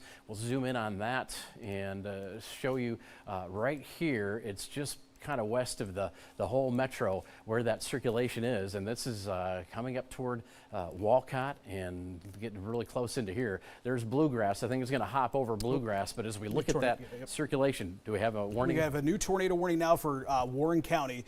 We got a for radar. Warren County. Yep, this is that storm. We've been watching it for a while here, but right here we've got a circulation just to the north of Roseville. Roseville, you're not technically in this warning, but here's Route 67. We're noticing rotation between Monmouth and the Lenox area. We've got another new tornado warning, and this is only reason you're seeing this happen is because Knox County is in a different weather service office, so both offices have issued a tornado warning. So this also includes Galesburg, Oneida, all of a good portion, a majority of Knox County, essentially from Abingdon to Oneida. Includes 74 there, Williamsfield, McQuan, just north of McQuan, but that circulation pretty prominent there just southeast of the Monmouth area. We'll get in and do some tracking on this. It is a broad rotation, a radar indicated rotation, but nonetheless, you should take this very seriously right now as we continue to track this. We've got several areas of circulation, so if you're just joining us, yes, this is evolving pretty fast and pretty wild here, which we were betting would happen, and so that is what we continue to see. But this is now picking up speed a little bit, not much, but we are now about 50 mile an hour forward speed. So that does show that, yeah, we are picking up that speed a little bit here. Here are some times of arrivals for you folks in Floyd. 5:24. We get to Galesburg about 5:35, so about 15 minutes Galesburg. You don't have a ton of time. And then Knoxville 5:38, Watauga about 5:45. This circulation will be moving into town. Okay, yeah, look at this hail that we've got around approaching Joslyn, going right up Interstate 88. We were talking about this right over Kelowna not too long ago, and this thing is just, I mean, it's gotten pretty impressive pretty fast. So let's zoom in. And again, what's going to happen here is that even though we're going to mention some street names, this is probably already perhaps up to Hillsdale. So I'm going to kind of backtrack here and move toward Hillsdale, right up Interstate 88, which is right here. You can see the top of that hail core. And as far as getting a little bit of a measurement on just how big that hail is, let me zoom out so I can do that. But it seemed to really just grow fast. And you can see those dark blues there. So as we take a question mark and try and find out just how tall this or how large this hail is, might take a second or two to come up. But there's our spot where we're kind of checking out, and nothing quite yet. Let's see, it's coming. There we go. It's starting to fill in. So our next thing should be the hail on that sign, and $50 size hail. And this is moving right up Interstate 88, which is right here. Here's Joslyn, here's Hillsdale. From Hillsdale, of course, we go up a little bit farther, and we're going to be getting up toward Prophetstown and Erie. But if you're along Chase Road through Hillsdale, probably already over Hillsdale now, as fast as these are moving between radar sweeps, these things are probably moving, 5, 10 miles, maybe 10 miles, and maybe not that much, but at least about 2.5 to 5 miles. So if you're in Hillsdale, up toward Erie and Prophetstown, there's Springdale or Spring Hill. Yes, okay, that's where you want to be taking shelter, because not only are you going to see first this heavy rain, I mean, it goes from just light rain to very heavy rain in no time at all, and then we start getting the lightning and the hail. And just to give you a little idea again of where this is, I don't want to get too myopic here as we move back out. There you see it. There's LeClaire, there's Joslyn, there's that hail core right up Interstate 88, right up the Rock River, and this is going to be moving to the northeast, maybe east-northeast, right toward the center of our warning box here. So again, if you're in the path of this, you want to take shelter. Moving out, once again, we will take a look at how these storms have been working their way through and around the metro. It's this line coming in from the south, which does include that new tornado warning that is a little bit farther south. That's Warren County and Knox County. Again, we'll zoom in here and we'll show you what's going on with these storms. That tornado warning split between 2 Weather Service offices. For some reason, my zoom is not always coming up short here, but that's all right. We'll take a look at this storm as we work our way this way. There we go. Back west of Galesburg, and there you see that hail core weakening a little bit. Boy, the thing about hail cores is they cycle. Always see them do this. You'll see light to dark blues, then it'll go gray again, and then the white starts coming back up to light blue to dark blue. So north of Berwick, south of Monmouth, following that tornado warning. And as far as any rotation is concerned, again, what we were seeing earlier was enough rotation to give us a little bit of concern, and we're still like right over Berwick. So if you're in Berwick, you need to be taking shelter. You move a little west, or east, I should say, west of Abingdon. Here's Galesburg and 41 south of Galesburg. These areas, even into Knox County, now you should be taking shelter because this rotation is heading your way probably at about 50 plus miles per hour, so you won't have a lot of time to react when it gets in your neighborhood. And that's the story about today. Have that severe weather plan ready to go. Act on it quickly because these storms are moving fast. Kyle? Okay, we've got reports from a viewer who's out, they say just outside of Galesburg, and they're seeing a funnel cloud. So we're gonna look into that and get that validated here. I want to go back up here to Cedar County real quick here, and just got some times of arrivals for you folks up in Cedar County, Jackson County, Clinton County as well. And right now, here we go. We've got just northwest of Calamus here, and excuse me, this is now exclusively in Clinton County. Northwest of Calamus, we've got that area of circulation. It's pretty prominent right over Highway 30, and that's going to continue off to the northeast. I did a broad path on this because we do have a couple areas that we're watching, and we do also have some damaging winds to be concerned with. But Delmer, about 534, Charlotte, 542. The tornado warning ends about to Route 61. But I would assume, based off of what we're seeing here on radar, we continue with a circulation right near Calamus, and that's going to continue off to the northeast here. So we're going to continue with that tornado warning most likely, and so we'll look into that. And I also want to mention here too, folks, we've got reports from Cedar County that there has been damage. Also Muscatine County, that there has been some structural damage. We're working to confirm that. We've talked to dispatchers. They've confirmed that. That's information that we are working to get crews out on, but our crews, obviously we want them to be safe, and it is not safe yet to send our crews out. So stay with us here. We're going to get those reports on where that damage was, but Muscatine and Cedar County is reporting damage at this time. Here's Calamus. It's about right over top of Calamus right now, right over Highway 30 is that circulation. Here's 160th Avenue, 200th Avenue, just some streets that folks would know. Grand Mound out here. This is going to be to your north. Look at how fast that moved up to the north there. there. So it is trucking now. It is moving very quickly towards Welton. About out of this warning, but maybe weakened just a touch there. But nonetheless, we continue with that circulation. I would say right now, yeah, just in that area there. Here's Charlotte. Here's Welton. Moving off to the northeast. We'll need a new warning most likely for that here momentarily. But I've also, Eric, been watching this here as we've had some reports from viewers. A couple viewers called and said that they saw some circulation near Kelowna. That was when this was down towards Kelowna. Right. It is very broad and has remained that way, so that is good. But it is something that we are going to watch. I want to go back to this area we were watching that was moving into Muscatine County. Again, we had that viewer report here. We've got a little bit of muddled data. I'm not sure what is going on exactly, but there is something the radar's been picking up, and it almost will fool you that we've got something significant there.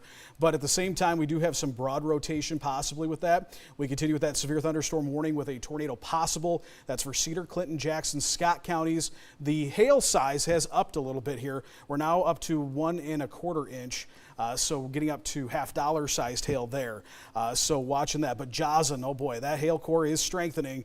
And right over top of Joslyn, you're probably seeing now ping pong to golf ball sized hail there in Joslyn, Illinois. Heading up here, might be following the, almost skirting the I-88 corridor there as it heads up into Whiteside County. Yeah, let's take a look at that hail. We'll come back to this map here. I believe we're ready to put up a live feed that we've got from out in the field, so do that at any time as soon as you can get that up. What I'm going to do, though, here is just go right into the hail that we have. We'll zoom into that hail that's right near Joslyn and get an idea of just how big that is as we take a look close up right on top of Joslyn.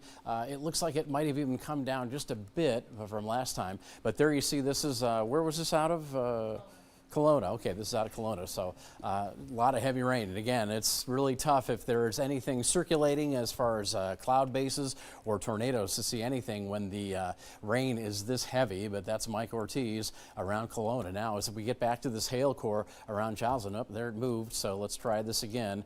On the outskirts, pea-size hail, but there you see in the core, quarter-size hail now, but what I was trying to hit was that purple, so it's come down in intensity. We're at quarter-size now, and as we come out a little bit, what I'm going to do is get to that other storm that we have a little bit farther to the north and west into eastern Iowa, because I believe we can take a look at where that hail is at this point. Another little hail core just due south of the Quad Cities. But here we go. This is going to be crossing Highway 61 shortly. It's north of Highway 30, approaching Highway 61 in, say, west central Clinton County. And as we take a look at this hail, again, this is probably going to come up around quarter size, $half size. There we go. $half size with this hail, and this one is running right toward the folks who live along Highway 61. And as we show you who's in the path of this one, there you go. There's Welton in the path, right down 190th Street. So as this was moving a little bit to the north of due east, this will probably skirt the Welton area, then head on to Charlotte. You can see Charlotte back there in the to the far right on your screen. Oh, wow. So you get this one back here. There you go. Hey, yeah, there you go, Charlotte and Goose Lake and down 136 there. You have some new info. I'm going to get something over to our Teams channel here. Okay. And so we can get this. This is a link to a rail cam in Galesburg right now, and we could see a lowering on this. There is a wall cloud with this, and I've got visual of it. We got a new warning that sounds like it just came through. Tornado warning, yep. A new tornado warning. So let's see. We'll get where that's at here momentarily, and then so I just put that in, guys. If you can go ahead and let us know when that's ready. So new tornado warning up here. We just talked about this. Okay, it's up. Let's take it. I want to show this. This is Galesburg, and then we'll get back to the new tornado warning. And there you can see, Eric, you can see that is the area. It is a wall cloud. And what we've got is that's the area that we're watching heading into Galesburg. It's going to head right into the city of Galesburg. But there is a lowering. It's not, I don't see any funnels. There was a report of maybe a funnel cloud, but it looks like a broad rotation, but there is certainly a funnel cloud that we are, or excuse me, a wall cloud that we are watching and an area of circulation heading right into town. So yeah, it looks like it's right now going to be crossing over the southern portion of the BNSF actually, look at yard that there. left side of the screen there. That might be some area that we have to watch. Really hard to tell. It is. And I wish, Again, with the wish we rain. can move that camera Yeah. too. But if you're in Galesburg, take your tornado precautions right now if you haven't done so already. Back out here, and I want to take a look at that new warning. It is in place for those areas that we were just tracking and just talking to you about here into Clinton, Carroll, Jackson County. So now we're crossing into Illinois with some of these tornado warnings. Charlotte, Welton. It is very close to Welton. That circulation continues off to the northeast. This is also a very favored environment, so we continue to be concerned about that. So we're going to watch that closely here. Charlotte, Andover, up towards just getting into Savannah. Also, Preston, Iowa. We're now into Jackson County. We're going to be watching that. But Welton, Charlotte, Andover, up to Savannah, that's the area I would be most concerned with. But as far south as DeWitt, in the Highway 30 corridor, you are under that tornado warning. Take shelter now. But again, the most significant portion of this is now crossing, getting close to the Route 61 corridor. Welton specifically and Charlotte, take your immediate tornado precautions if you haven't done so already. One thing I was also looking at too, Eric, is we do have some other storms that we are watching very closely just north of Clinton, and broad rotation with those, but nothing as concerning as what we've got where we have that tornado warning. So that is the latest right now. We continue to watch these storms here in Henry County, Illinois as well. Hail is the primary threat right now. We'll continue to watch those for circulation, and of course that tornado warned storm in Knox County and Warren County. Yeah, we'll go back to that one right now because I do want to do a track on that. You can see right now that we've got not only the hail core, but what we were seeing there on the rail cam, that southern portion of the BNSF yard kind of going out of visibility now because the rain is so heavy. But with this storm, we can do a little ETA box here. We'll get back to the kind of midway between the hail core and the leading edge. So at about 50 miles per hour, Knoxville 536, really right on Galesburg now. So if you're in Galesburg, take your shelter. Millbrook to Toulon, 558 to 607 as we get this one into Stark County. And if this holds together, well, it will be part of this, let's say, wall of storms that extends to the north of I-88. This will make its way through Stark County and through Princeton County eventually. Bureau County. We're looking at this one, I'm sorry, Bureau County, thank you. And this one will, of course, cross eastern portions of Henry County. Actually, right now, it looks like it's coming into Geneseo. So we'll take a look at what that one's going to do here as we pan north and get to Geneseo. As I get all this off the screen for you and make it a little bit clearer. For some reason, I don't know if I'm locked up or what, but I can at least drop down a little bit, and there you go. So now we've got that hail core that we're still tracking, running its way up Interstate 88 for Henry County, Illinois, down I-80. This storm's probably right on Geneseo now, and this severe thunderstorm warning, which doesn't really include areas south of Geneseo, that line's probably right on Geneseo. But again, we've got that hail core there, and this is going to swing down Interstate 80, might just skip north of Anawan, that particular cell, but we've got some more development south of it, Cambridge to Woodhull, and that's what we're going to be watching move through interstate, move down the Interstate 80 corridor. So as we get back to radar here, we can just take a little look out and get back up a little bit farther north to where some of our other storms happen to be. I'll just drop down here, but there you see the progress that we're making through Whiteside County, right up 88, still have that hail core that's kind of hanging around the interstate. And again, our tornado warning now with that hail core right on top of Highway 61. Let's take a look at how things are shaping up here in terms of the rotation. And there seems to be a bit of a bullseye right there. And again, that is, if we've got that tornado, we've got that right on top of 61 and just east of 61, probably very close to passing over Delmer right now. Let's get a little closer to that because I do want to check that out as we look at northern portions of Clinton County between DeWitt and Bacocata, and sure enough, there's Charlotte, there's Riggs, there's Delmer, so it's very close to Delmer, just a little bit south though. There you can see it's right along 250th Avenue. This is what you take right off of 61 when you're north of Welton to get into Delmer proper, so it's kind of right on top of Welton and moving a little bit toward the northeast, so that puts Charlotte in play. Boy, again, Charlotte takes shelter now. These are fast moving storms, and again, if this is going to be anywhere, it's going to to be in your backyard in just a few moments. From there, Goose Lake, miles to the north in southern Jackson County. There's Andover, a little bit farther east in Clinton County. And as we take a look a little bit farther out, so we can, again, give you a bit more idea of where this actually is. There's our circulation right around Welton. And the National Weather Service polygon here is pretty much spot on as to where this is moving. They kind of like to get the line of movement right in between the outsides of these parallelograms, and that would put it up into northeastern Clinton County, might even hit southeastern portions of Jackson County, and then as it crosses the river, the Mississippi River, that's going to put it very close to Sebula, if not right on top of Sebula, and right around or just south of Savannah. And again, that's our tornado warning. This tornado warning is in effect for these counties here, Clinton County, and of course parts of Jackson County and across the river into Carroll County. And as far as the time is concerned, this tornado warning goes until 6:15, and that's still a good 45 minutes for this storm to get across the Mississippi into portions of Carroll County, Illinois. Okay, let's get, I want to look at a couple things here. First off, this is velocity. Same area we were watching, this is Walcott here, north, here's the Quad Cities. We're looking to the west towards the Quad Cities. We've got broad circulation, but what I'm noticing here is some damaging winds, and that's a threat too. And then I'll show you what my reaction was to here in just a moment. But right now, we're seeing about 60 to maybe 70 mile an hour winds here.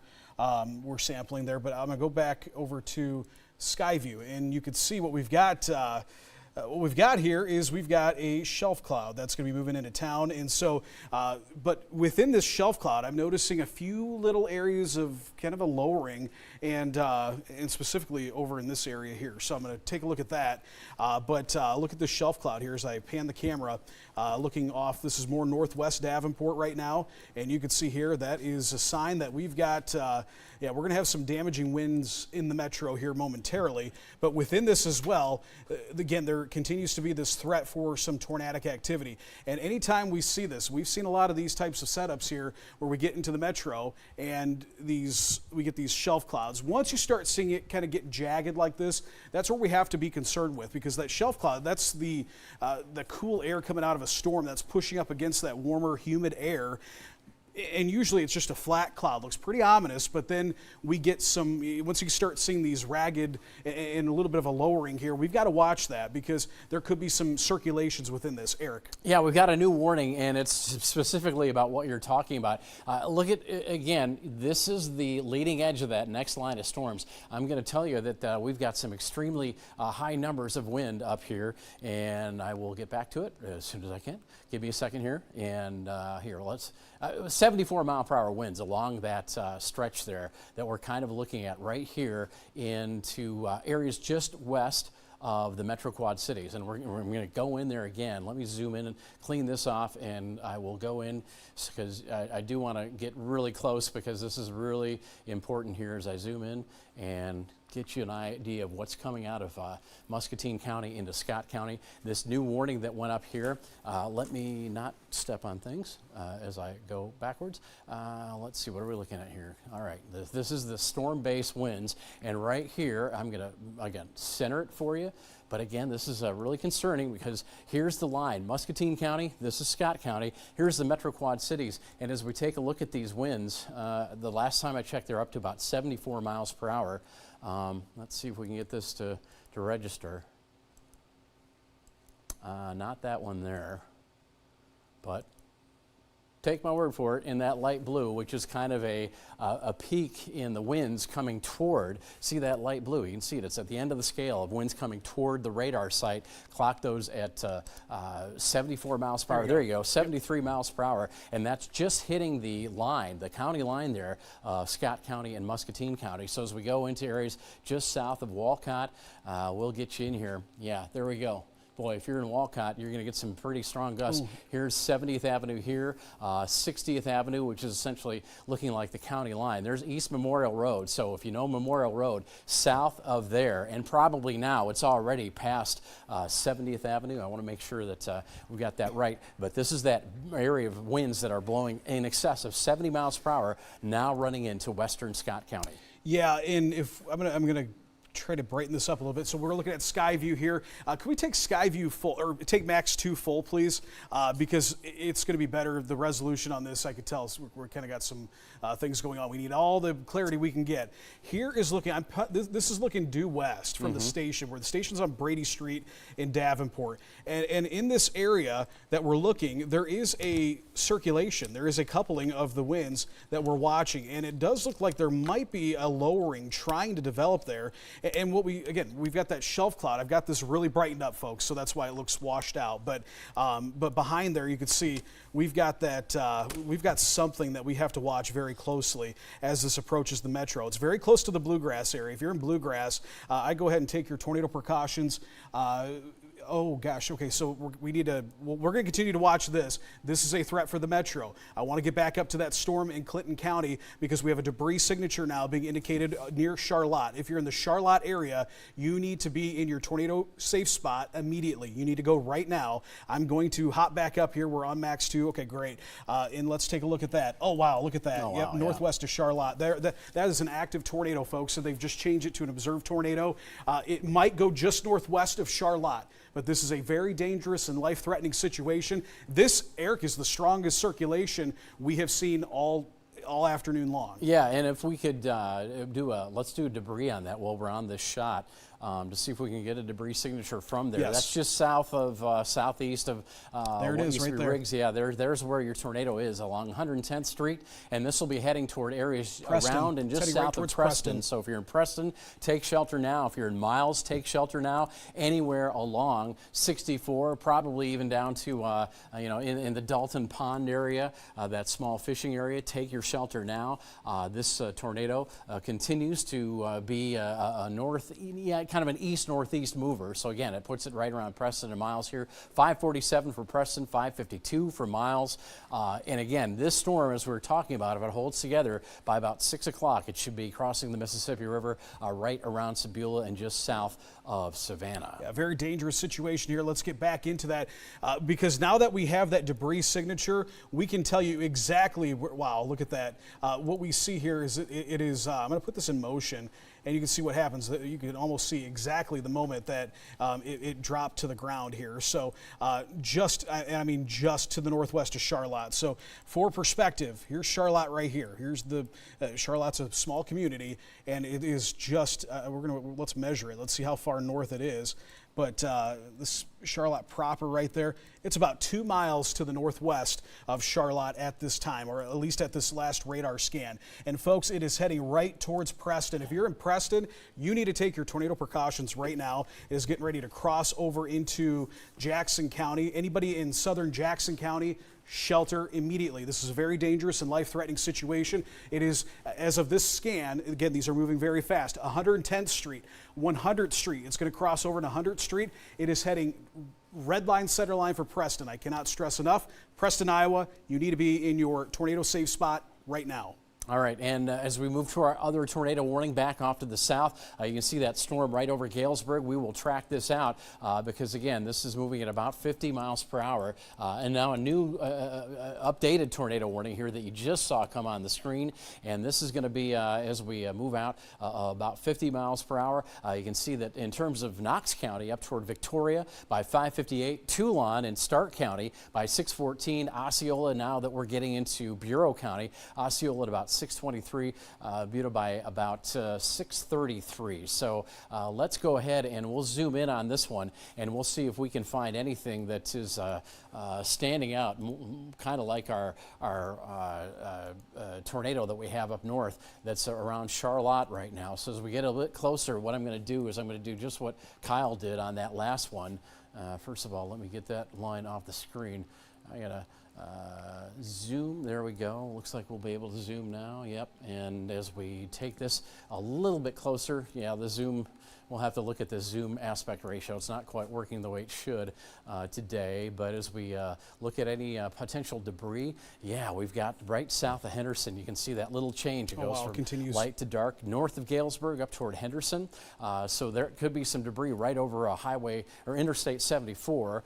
There's 67 coming on down. So if you're on Interstate 74 north or south of Galesburg, you want to stop or tell people that you know to stop if you give them a call. Hands-free, of course. But there's that debris signature north of Galesburg in Knox County. That would be with our tornado. And as we go to our velocity or our storm movement to see where we might be seeing things, yeah, there you go. And again, at this point, it's kind of reversed because we're south of the radar site. So the greens and reds are a little bit reversed, but there's that circulation right there. And that is just heading south of Oneida, right along, let's see, 167. So let's get out a little bit farther here. And as we look at those eastern and northeastern portions of Knox County, again, you want to take your shelter if you are anywhere south of Highway 34 in Knox County toward Victoria. That looks to be where that circulation, that tornado, is working its way right now. Can we go to Skyview right now? Yeah. Let's go to Skyview because I'm looking at an area.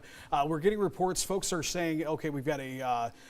They're thinking that this might be a wall cloud. I'm not. I'm looking right at it here, and this is looking northwest. You can see the water tower there on the far right. That's up by Kimberly, up by the North Park Mall. Yeah, that's Amazon in the far background. Yeah, this is heading. It's moving northeast. You can see it here.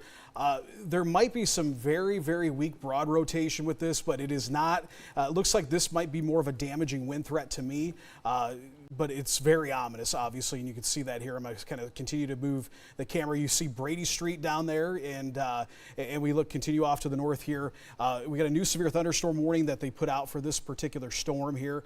60-mile-an-hour winds are the concern. Tornado possible with it as well, so we continue to watch that. But here we are looking more westerly right now.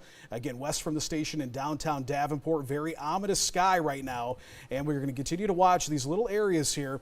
While I'm not noticing anything tornadic at this point on radar or visually here by taking a look at Skyview, we want to continue to keep an eye on it. So there's that's that shelf cloud there. You can see that is moving right into the heart of the metro here into the Iowa side, zooming things out, and you get a better perspective of what we're looking at here as this continues to move off to the that's pretty northeast. But classic. that is, yeah, you can see exactly, you can tell exactly where the heaviest rain is right there, dead center on that picture, moving into northwest Davenport at this time. And we've just a few moments ago, 65-mile-per-hour winds as we come and look at the radar and the winds at the base of the storm. This would be under that shelf cloud, and that's what we're looking at right here, where they're peaking in the blue. There you see we're up to about 65 miles per hour. By the way, the minus is meaning that it is approaching the radar site, and it's plus as it goes past. I just want to mention that this debris signature is over Preston right now. Okay, all right.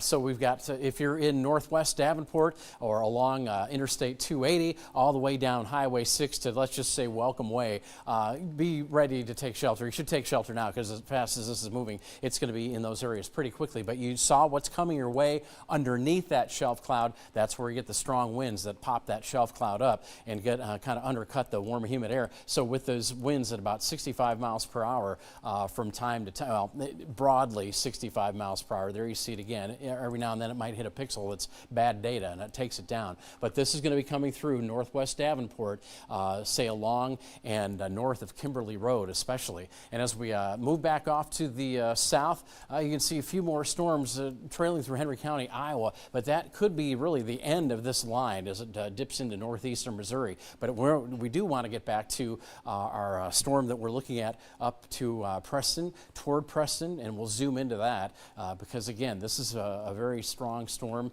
with some very intense rotation right around the Preston area, and there's our hail core that's kind of associated with that tornado. And as we take a look at the way the air is spinning, there you see we're dropping back a little bit farther south here so we can get all of this in view. You can see that, yeah, we've got right around Preston that very intense rotation. That is going to be going right through Preston, probably going right through Preston now because it's the speed of these storms as fast as these are moving. Yeah, you can see that the radar, the new radar scan just put this even farther to the east. So as we look ahead and and find where that circulation is. Maybe not that far east. There you go. Right about here now, just north of Highway 64. It's already passed through Preston, so it's into rural portions of Jackson County, north of Highway 64, south of Highway 52. And again, there it is right there. That's area of circulation, that tornado. So let's get in and see what we can do for streets down here as we again try to keep you ahead of the storm. Green Island, this just west of the Mississippi along the River Road there. You can see that circulation is approaching 75th Avenue, 500th Avenue, 475th Avenue. If you're in those areas, especially around and south of Green Island, you should be taking shelter now as we move this toward portions of extreme eastern, southeastern Jackson County. Again, kind of trying to lead you here because there's the circulation coming this way. It's crossing 500th Avenue. It'll be at 550th Avenue, 84th Street, Sterling, Iowa, or the old former township of Sterling, Iowa. There's the Mississippi River there. So this is really in that very southeast portion, that little corner of Jackson County. If you're in these areas, Green Island points south to the Clinton County line. You do want to take shelter now. Okay, back to Skyview because very impressive here. I continue to watch this, and I do think that we actually have some rotation here. Eric, I'm going to let you be the judge of that. So if we could pull up Skyview, right dead center on that picture, very ominous looking shelf cloud there. But right there, Yeah, there you is do see some movement. Yeah, we do see some movement. I had a viewer that sent this in just a moment ago, and I'm seeing it right here. Look at, yeah, Northwest Boulevard. Okay, we're looking north though right now because there's the dome. And that means that rain shield is already between, say, 53rd Street and the airport. Yeah, okay. Sirens are sounding here in Davenport. Folks, you need to take it. Yeah, look at this. So let's come back out here real quick. What I'm noticing here, I'm going to zoom into that, and then we'll go back to that picture. If we could do a double box, too, of Skyview and me out here, that would be great as well. I'm noticing this is Northwest Boulevard. Here's the radar right here. And the Weather Service has a very good lock on this because they're right there. They're watching it. But right here, there is some broad rotation right over Hillendale Road. Here is Division, North Division Street right here. Here's I-80. This is going to cross I-80, so there is that I-80 cam up on Northwest Boulevard. Don't think we're going to see much out of it because it is usually tilted down to the ground, but we'll keep an eye on that. But there is some broad circulation with there, or in that area, rather, and so that continues on. I'm just because we've got a good pin on that, I'm going to put a track on that and kind of give you an idea of where it's going, who it's going to impact, and here you go. North High School about 5:54, the power plant at 5:56, Neil Armstrong School getting up towards the top of the hour, and then 6 p.m. we're talking Hopewell Elementary School is in that. Again, it's a loose rotation. It's not very well defined, but it is something that we have to keep a very close eye on as we do continue to we continue to be in that environment here that is conducive for tornadic activity. So we're watching that very closely. Backing things up here and going to check on what we've got still going on. We got a new update on that tornado warning. That circulation has weakened a little bit, but we're going to continue to watch that. Again, if you're in the metro, damage is being reported in Preston right now, and that is coming in into the newsroom here. That damage is being reported in Preston, so dangerous situation up there, folks. Here in the metro, and a lot of folks are concerned about what's going on. I'm going to center up radar and kind of stop things. Yeah, let's take a look at what's happening up on Northwest Boulevard and see. And whenever we get that up, just let me know. Yeah, buildings, trees, and wires down in Preston. So. Wow. Might be a long night for power outages. Yeah, so slow moving here, folks, as this storm is now crossing over the I-80. Let's go back. If we come back out here, I can take a quick look here. We'll talk about this momentarily, and then we're going to get back up to that very serious situation up into Jackson County as we continue with that tornado warning. Here in the metro, 60-mile-an-hour winds. It is marked tornado possible, so they did add that. And they did add that tag to it, quarter-sized hail here in the metro. Sirens are sounding. You should take your precautions now. There's not anything that looks to be close to being on the ground or threatening to be on the ground, but if you're in the northern part of the metro, being in your tornado safe spots, not a bad idea. Otherwise, heavy rainfall, some gusty winds are going to be likely with this as it continues off to the northeast. I do want to mention, too, this tornadic storm here in Knox County. We did get an extension of that warning, also into Stark County. I know we do have some viewers out there. Eric, you got some new information. Yeah, I want to take you to that Preston tornado where we just had reports through the Weather Service of buildings damaged, also trees and power lines down. Hopefully that won't affect you because, of course, if you go with power, who knows when it's going to come on back. But let's take a look at where this is going to be moving. Again, we have that level 3 overall risk for severe weather. We are in the middle of it right now. And as we take a look at that storm, you know, I just lost it, but I do want to get back to it because we're going to do a little bit of a time on this and get it across the river because the warning was just updated a little bit. Let's see, that's not what I want to do. They throw it to me and I mess up this whole thing. But here we go. We'll get a little bit closer. The storm's moving at about 45 miles per hour to the east-northeast. So there's the circulation right there. It's again, this is southeast Jackson County, Iowa. The warning was just amended a bit to get that back edge closer to Preston. So as we have a forward speed on this of 45 miles per hour, what we'll do is take this out and give you the estimated time of arrival for where you live. We'll take it to Savannah at about 6:08, Lauren at about 6:32, the Cherry Grove Shannon area, that's up in northeast Carroll County, about 6:39. But really for Savannah at about 6, I would say as fast as these are moving, you could even bump that up to about 6 o'clock. Sebula as well. You need to take your shelter as this tornado makes its way toward the Mississippi River, crosses the river right around Sebula, heads very close towards Savannah. So by around 6 o'clock, you should be in your shelter, and that's just a few minutes away. Again, even at 45 miles per hour, this is going to make steady progress toward the Mississippi River if you are in those areas. Again, unfortunately, we've had some damage in Preston as we try to find out where the debris is with this storm. We might see a little bit of a debris signature, although this is getting a little bit far away from the radar site. But boy, there it is right there, right along 52. That's probably in the Green Island area. As a matter of fact, I'm going to zoom into that because that's actually, for being that far from the radar site, that gives us some pretty good visibility about where it's going and where it's headed next. So at this rate, it looks like it's going to be well north of Savannah, which is right down here. This will probably perhaps get toward the depot, but as we continue to see that move just south of Green, yeah, that's pretty impressive. I mean, that's at 500th Avenue and Highway 52. Boy, wow. Some parts of that 52 area have a lot of bluffs and some tall trees. Wonder if we're going to see any damage from that. But again, as we back this out a little bit, I'll come out so we can show you where this is going to track. But again, it's moving right through the southeastern portion of Jackson County as our tornado warning continues. This far, again, this far away from the radar site, that is a really impressive debris signature. There's the county line between Carroll County and Joe Davis County. There you go up 84. You go through that winding road. It comes back from the river, goes through Hanover, and then you see Joe Davis County there. Our circulation, boy, in the last radar scan, it just kind of came off the map. That's where it is now. So thankfully, that means it is weakening quite a bit. And as we pan a little farther, you can see the track. It was going through Preston up toward where it says 52 here, right on the highway, and then right on that yellow line. Boy, that thing collapsed fast. That's good news because that was a damaging circulation, and now it seems to be weakening quite a bit. So that's going to be north of Savannah, kind of halfway between Savannah and Hanover up in Joe Davis County. Yeah, I'm continuing to watch that too and look at what you were looking at too. We've got a lot of folks looking or sending us pictures of this pretty impressive shelf cloud that's moving through the metro. We don't want to go away from this very serious situation that continues up there, but look at this. I've got this is our Bettendorf camera, and you can see this is the edge of the shelf cloud. You can see the winds. Once that we started to see the edge of that, the wind was really coming in, but you know, within this, yeah, you can see little weak rotations. Right now, I'm not noticing anything too significant with that, but it is worth watching and keeping a close eye on here.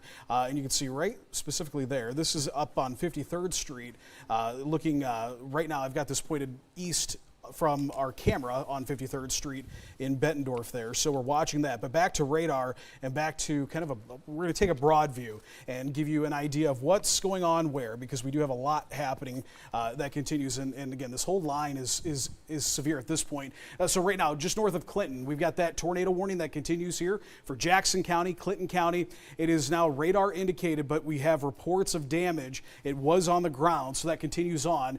Pretty serious situation there. I know we're going to continue to get reports and get crews out there on that. Galesburg, northeast of you, Knox County, Stark County. And I did, for the folks in the booth, we do have a video that was taken from a viewer near Oneida that we can show here momentarily that is in the Teams chat. So let me know when that's up. We continue with the severe thunderstorm warnings, though, here into Rock Island County, Whiteside County, all of Whiteside County, Scott County, but I would say Scott County, the threat is now a little bit further to your east and almost exclusively in our Illinois counties. And there you go, that warning was dropped. But Whiteside County, Henry County, and then we're going to be watching the storm as it makes its way to parts of Henry County, southeastern Henry County, and into Bureau County. And it is 6 o'clock here, folks. Thanks for joining us for the news at 6. I'm meteorologist Kyle Dickens, along with Chief Meteorologist Eric Maitland. You're watching KWQC TV6 here in Davenport, Iowa. We continue with our tornado warnings and severe weather coverage here into the 6 o'clock hour. So we're continuing to watch these storms, but if you're in Bureau County, Henry County, southeastern Henry County, heads up, first alert. We're going to have some pretty nasty storms here moving in momentarily. And we've got some new warnings just got issued here too, Eric. Okay, yeah, let's go through the times because we don't want you to lose sight of these. This tornado warning extended now to northern Stark County. Might eventually be an issue for extreme southern Bureau County. But as we take a look at the information from this tornado warning, well, did it again.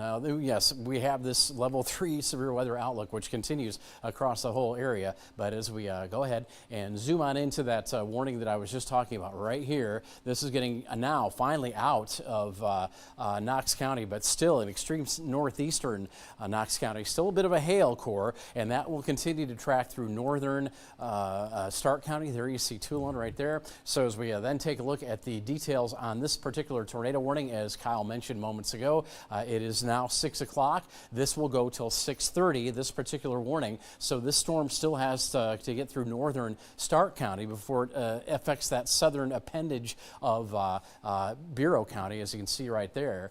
Okay, so as we move on up a little bit, what we'll do is come on out and we will take a look then at the severe thunderstorm warning that includes portions of the Metro Quad Cities. And this is one that includes a lot of area. As a matter of fact, we're starting to add to it, but we do have now this area of severe thunderstorms. And this warning in particular that is for the Metro Quad Cities.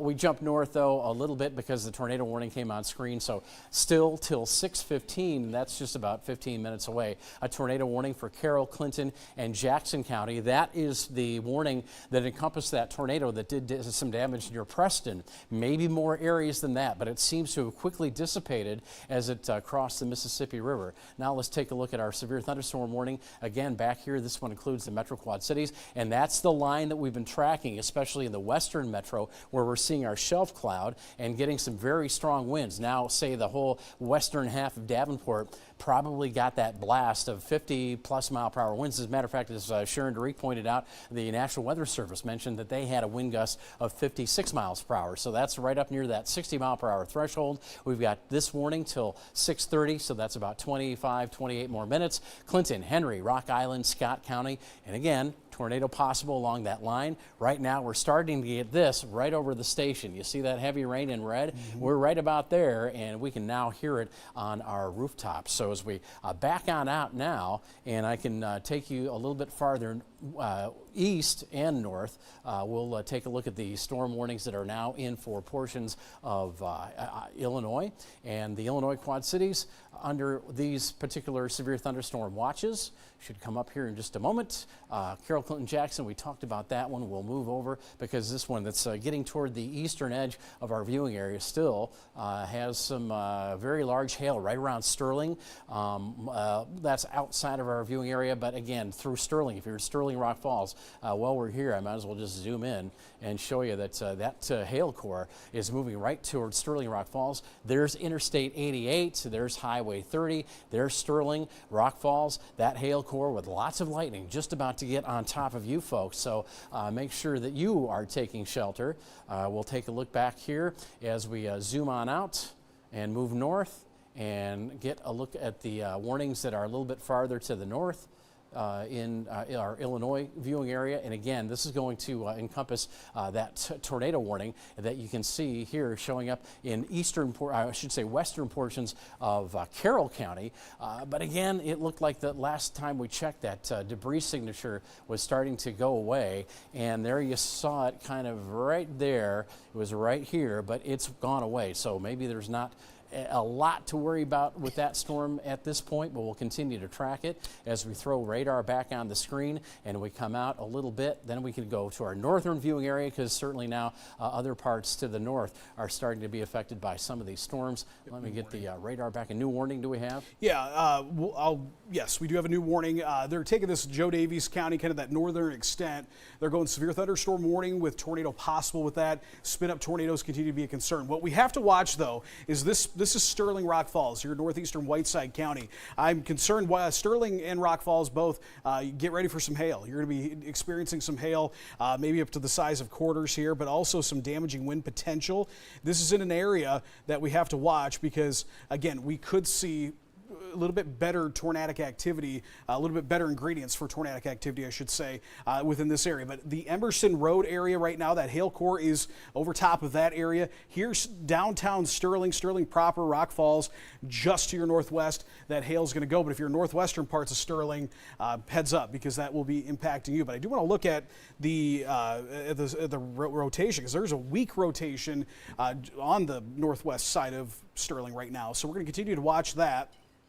And it's right now near the Emerson Road and Street area down to north of I-88, but there is a coupling of the winds right there, again, northwestern side of Sterling. So heads up there. We're going to continue to watch that. That continues to move off to the northeast, booking it pretty quickly. So we'll watch that. But also within the core of this, look at these winds.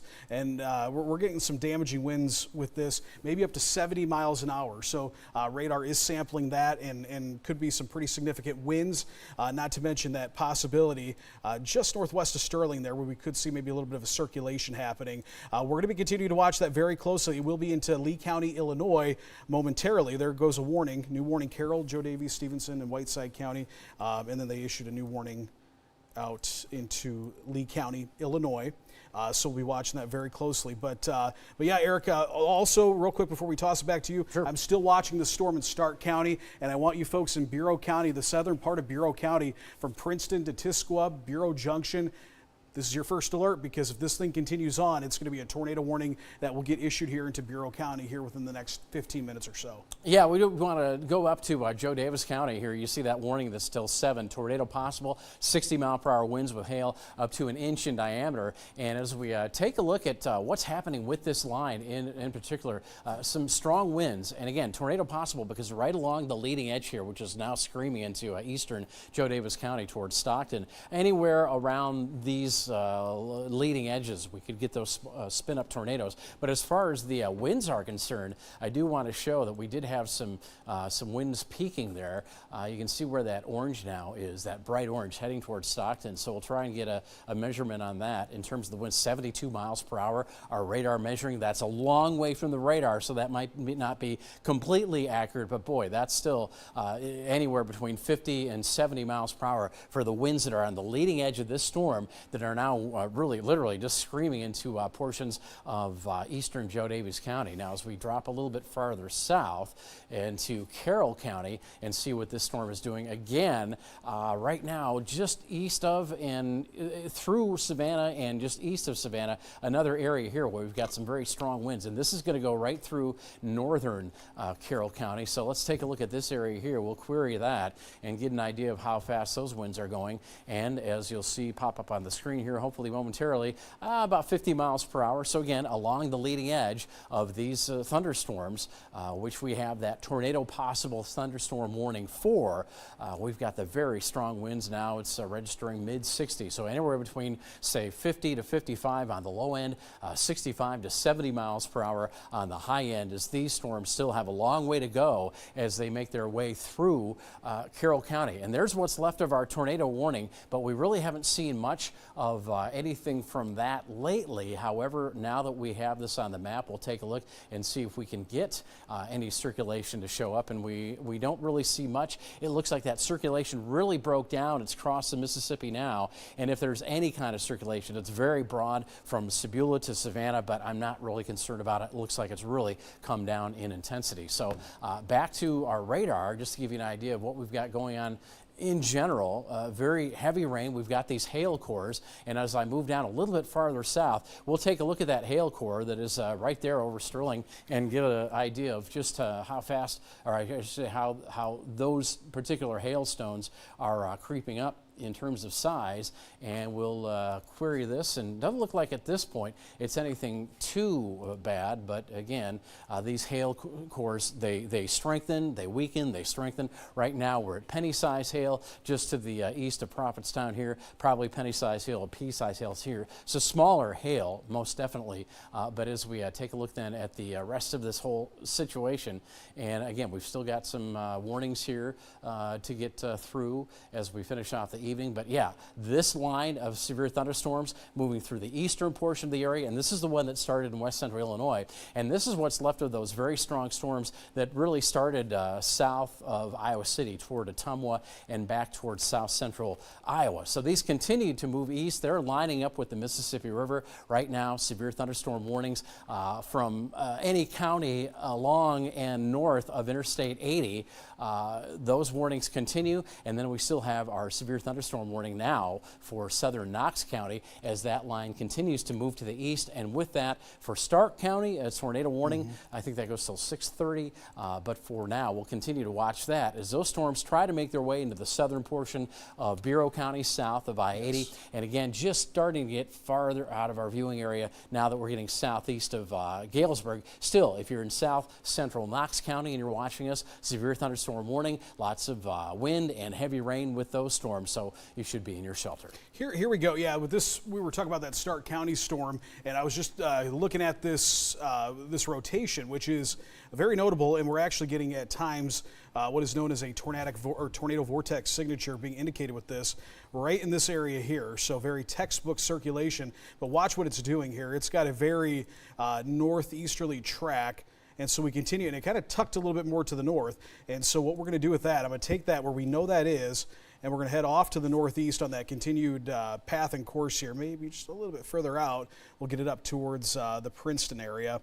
We'll take a look at this. And so here is, if it continues as a tornadic storm on the current path and course it's on, it's going to be in the Elmira area here in a minute, right now actually. Osceola, about 6:15. Then it goes into Bureau County about 6:30, Buda, or just between 6:25 and 6:30. Then Wyanett, 6:34.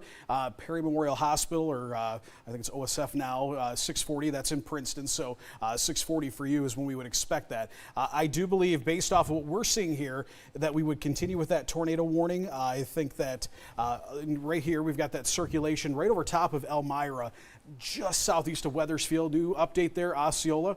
Right there, we still have that circulation, wind moving towards the radar, away from the radar in the red there. And so right over Illinois 93, here's Kentville Road. It's approaching the Kentville Road area.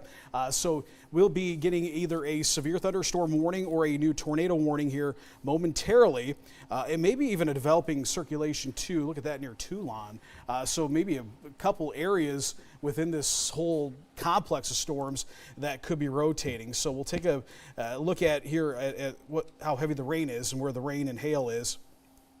And you can see that, yeah, that area here just northwest of Toulon might be a developing circulation there. I think as the storm kind of evolves and congeals a little bit, I think just northwest of Toulon. And here's the deal, folks.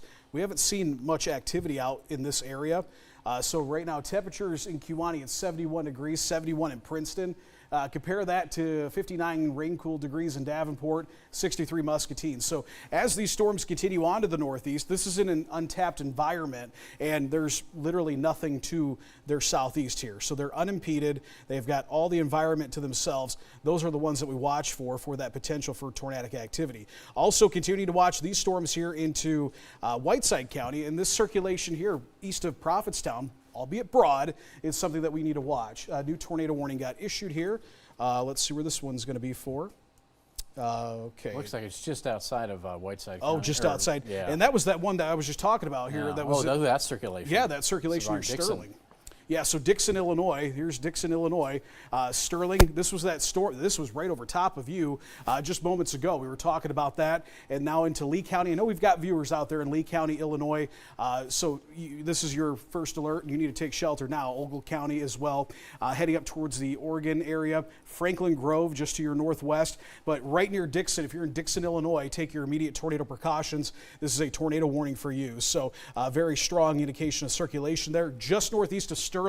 Again, that was right over top of town, and we would notice that it was evolving, and that's why we warned you about that as it was moving through town. Right now, it's off into Lee County, Illinois, Ogle County, northwest of Dixon there. It will impact the northwestern portions of Dixon, and a tornado possible severe thunderstorm warning for Bureau County. So they're not going to go tornado warning quite yet. We'll see if this evolves. But if you're in Bureau County, Bureau Putnam County, this is until 7 p.m. We've got a severe thunderstorm warning tag, 60-mile-an-hour winds, and a tornado possible with that as well.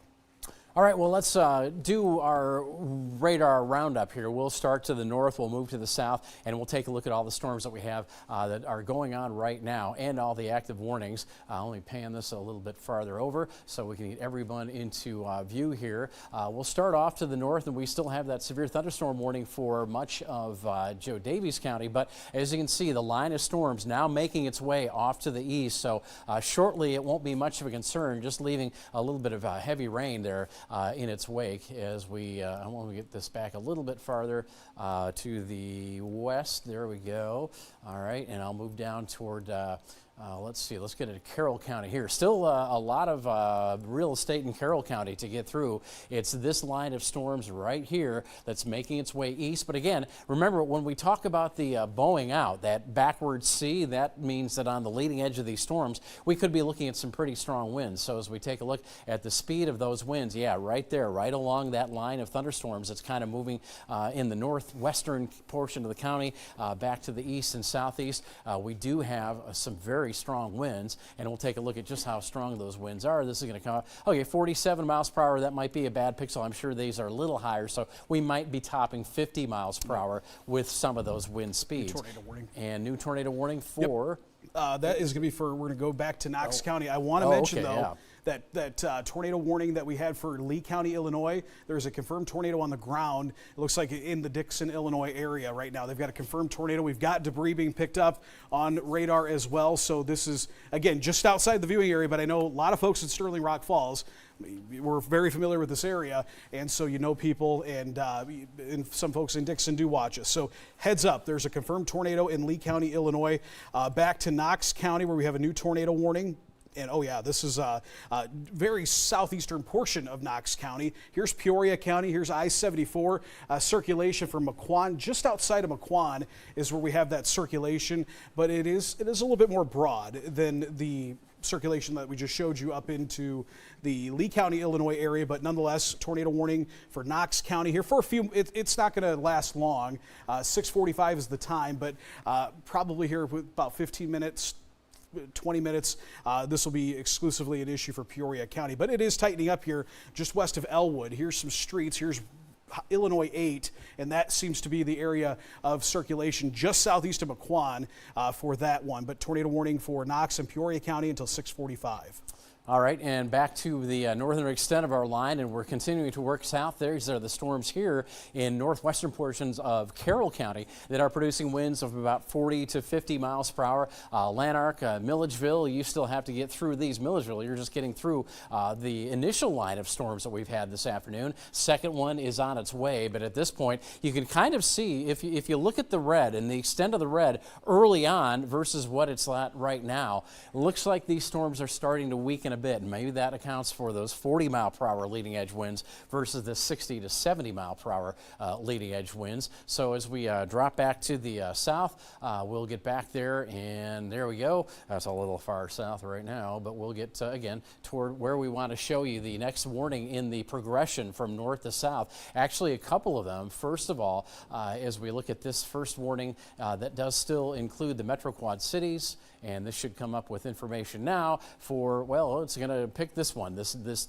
tornado warning that's still out there. So I'm going to have to get a little bit farther. That's out of the viewing area, although if you're in Dixon and you're watching us, we know some people do, what you'll want to do now is get to your shelter, because that is getting very close to where you all are. Getting back to just radar alone, now we can zoom in and we'll take a look at the northern portions of this warning that does include the metro. And again, this is still into portions of Clinton County here.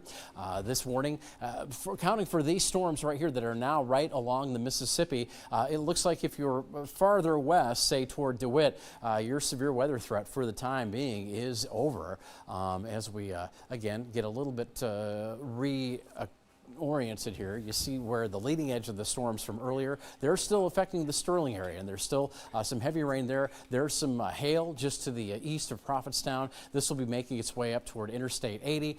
And again, that second line of storms as we look to the west, western portions of Whiteside County and that northern fringe of Rock Island County, that's where those storms are right now. And we will continue to work our way down this line as we get toward the metro.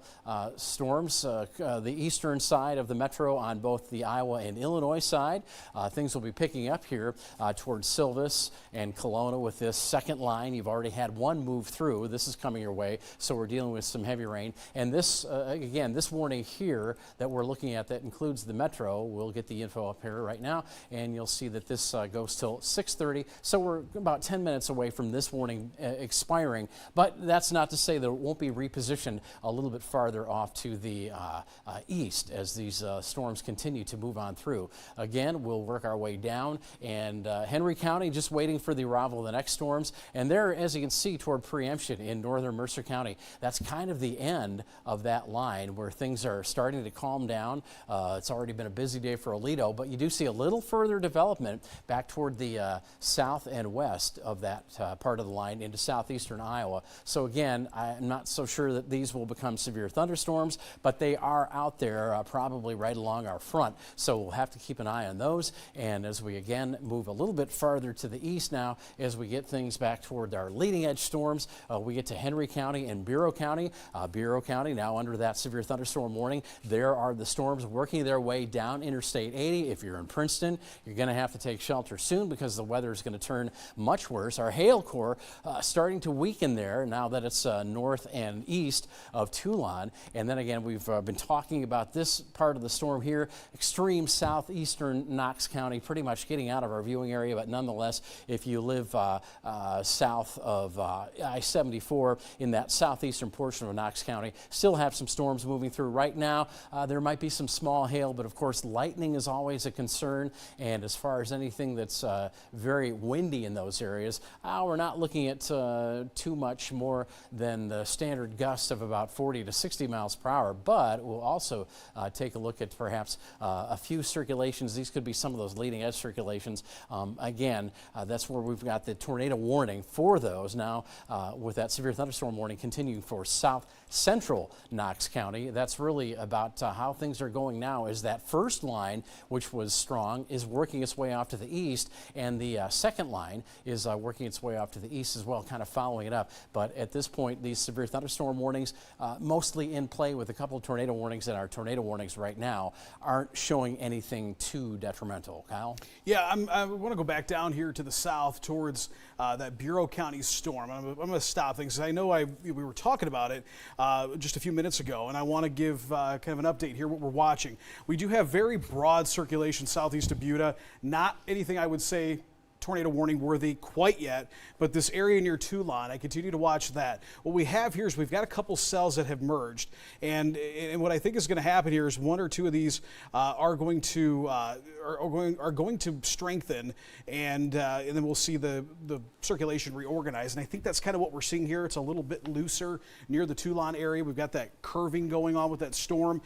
Continues to move off to the northeast, but what's in Bureau County right now is some heavy rainfall, maybe some gusty winds. But but still, you want to be alert for that. Another storm I'm watching here too is just south of Sterling, and it's this storm that has got that, it had a confirmed tornado. It is broader, but look at what's happening here just south of Sterling again. We've got another area of circulation starting to form here, and this is going to move into Lee County, the Harmon area. I know we do have viewers out there, maybe not as far east as the Amboy area, but just northwest of Amboy, but Dixon, Illinois, that will head right into town, and that area I'm talking about is right here. It just went over Route 40. So this is, wow, look at that. That needs to get tornado warned right now. This is southeast of Sterling. Here's Sterling proper. I'm going to get in a little bit closer into this, and this is a very notable circulation here. So here's Sterling right here. This is just getting ready to cross into Lee County, Illinois. Here's Harmon, Illinois. It's going to cross over I-88, but folks in Sterling that are watching, we've got a lot of viewers out there. Heads up, Dixon Avenue, Route 30, Highway 30, excuse me. That circulation just north of Star Road, be in the vicinity of the airport out there. We're going to be watching that very closely, but that is a strengthening circulation, very notable circulation. And the thing, too, to watch, and why I would be concerned with this, is when we talk about that Hook Echo, very favored area, and we've got some hail starting to form there too. But this area here, what you get is these storms to blossom up. That strong jet stream that's over top of us shears that storm a little bit and fence off all the hail and rain off to the northeast, and then you get that circulation right under that updraft, and I think that that's what we have forming here. So Whiteside County into Lee County, Illinois, I would expect here at any minute a tornado warning for at least Lee County, Illinois, and that would impact the Dixon area. But again, back down here, Stark County, Bureau County, we're watching this. It's broad rotation. You're under a severe thunderstorm warning with a tornado possible, and tornado warning continues for Stark County here until 6:30, which we'll see if we get an extension or a severe thunderstorm warning issued for that. Yeah, and that's why we have these severe thunderstorm warnings with tornado possible tag, because we'll get these circulations. And again, this is the one that, this is the county line right here. This is Whiteside County. This is Lee County off to the east, and this circulation about ready. It's even in this radar frame here, it's already kind of centered right on top of the county line. So if you're south and east of Sterling, there you go, Van Petten into Harmon. These are the areas where you need to be taking shelter if you're watching us in those locations. We'll get back to the radar here, and what you'll see is some notably very heavy rain, but again, that hail core. Right now we're looking at the hail probably not topping the charts just yet, but again, we will see that perhaps spike a little bit later with that circulation as that storm moves a little bit farther to the east. But as we get back to the radar itself and we take a look at how things are shaping up for the entire area right now, again, things seem to be kind of winding down, and that's good because we have had these storms kind of rob the atmosphere of the moisture and the energy that has been in these areas here, most of our viewing area. That's why things are still strong to the east, because as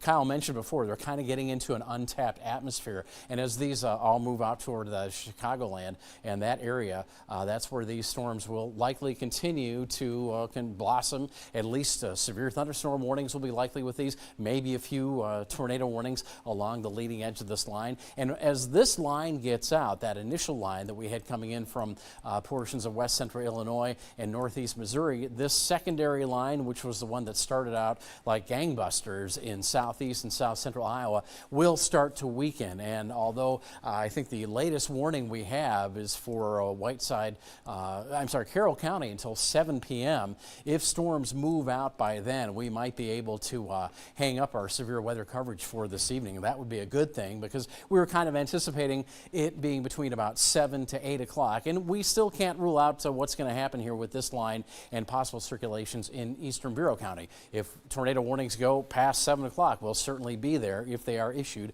for you folks there. Already the warning in Knox County has been amended a bit now to the point where it's pretty much out of our viewing area, extreme eastern Knox County. And the warnings that we have for the Metro Quad Cities, that line of showers and storms getting just east of the most of the metro. As a matter of fact, we'll catch you up on that right now. Yeah. And you can see that's getting into that northern spur of Rock Island County and portions of Whiteside County. Everything passing over Port Byron and LeClaire and Princeton, Iowa right now down to Hampton, Illinois. Hampton about to be cleared of that line of storms, as is Moline and Rock Island, obviously, and much of the Iowa Quad Cities, except for the portion where the Mississippi gets close to Interstate 80 and the crossover there. We'll come out a little bit now and again give you a little bit more perspective on where this line is going, because again it does seem to be weakening somewhat, and as we push back a little bit farther to the west, there you can see that line number 2, or I should say not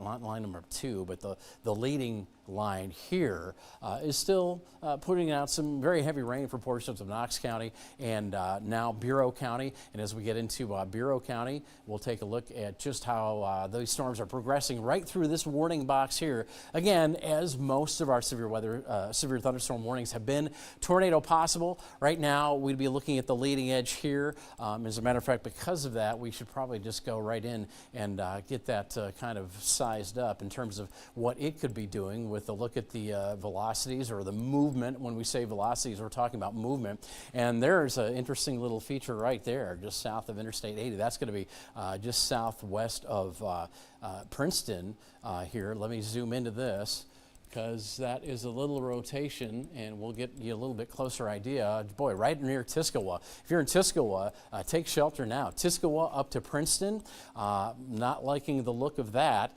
Again, just one of those leading edge circulations, and we talk about this when we get these situations, these what we call linear, these lines of thunderstorms. If you were, last time you were swimming in a pool, if you were at the surface of the water and you push that water forward right at the surface on either side of your hand, you'd make these little eddies. That's kind of like what's going on here. We're pushing air out of the bottom of these storms, and every now and then you get these little spins, and this one is right on Tuscaloosa. We'll get even closer as we go between Tuscaloosa and Princeton to get you down to some street level. Tuscaloosa is going to be just right off our map, but again, if you're at East Street, North Avenue, Lovers Lane Road, wouldn't love to be there right now, North Avenue, in that area just to the north of Tuscaloosa, and I'll reposition this so we can kind of see where Tuscaloosa is, just right off the map. Yeah, look at that circulation. Boy, it's right there. So this is going to be in Tuscaloosa and to the north. Rotation possibly able to be seen, but again, it's raining pretty heavy there, so that's a problem. It's going to be hard to see. And this is moving to the east at about 45 miles per hour, maybe a little bit north of east. So Princeton right there at the top of our map. Let me get that on the screen for you so you can see both Tuscaloosa and Princeton a little farther down. And yeah, there you go. We can see this rotation now, which is just on the north side of Tuscaloosa, just south of Princeton. If you're in these areas, and there you see that is Highway 26, I believe, yeah. If you're along and west of Highway 26, even east of Highway 26, as fast as these storms are moving, you do want to take shelter now. Right now, we're still under a severe thunderstorm warning for that area.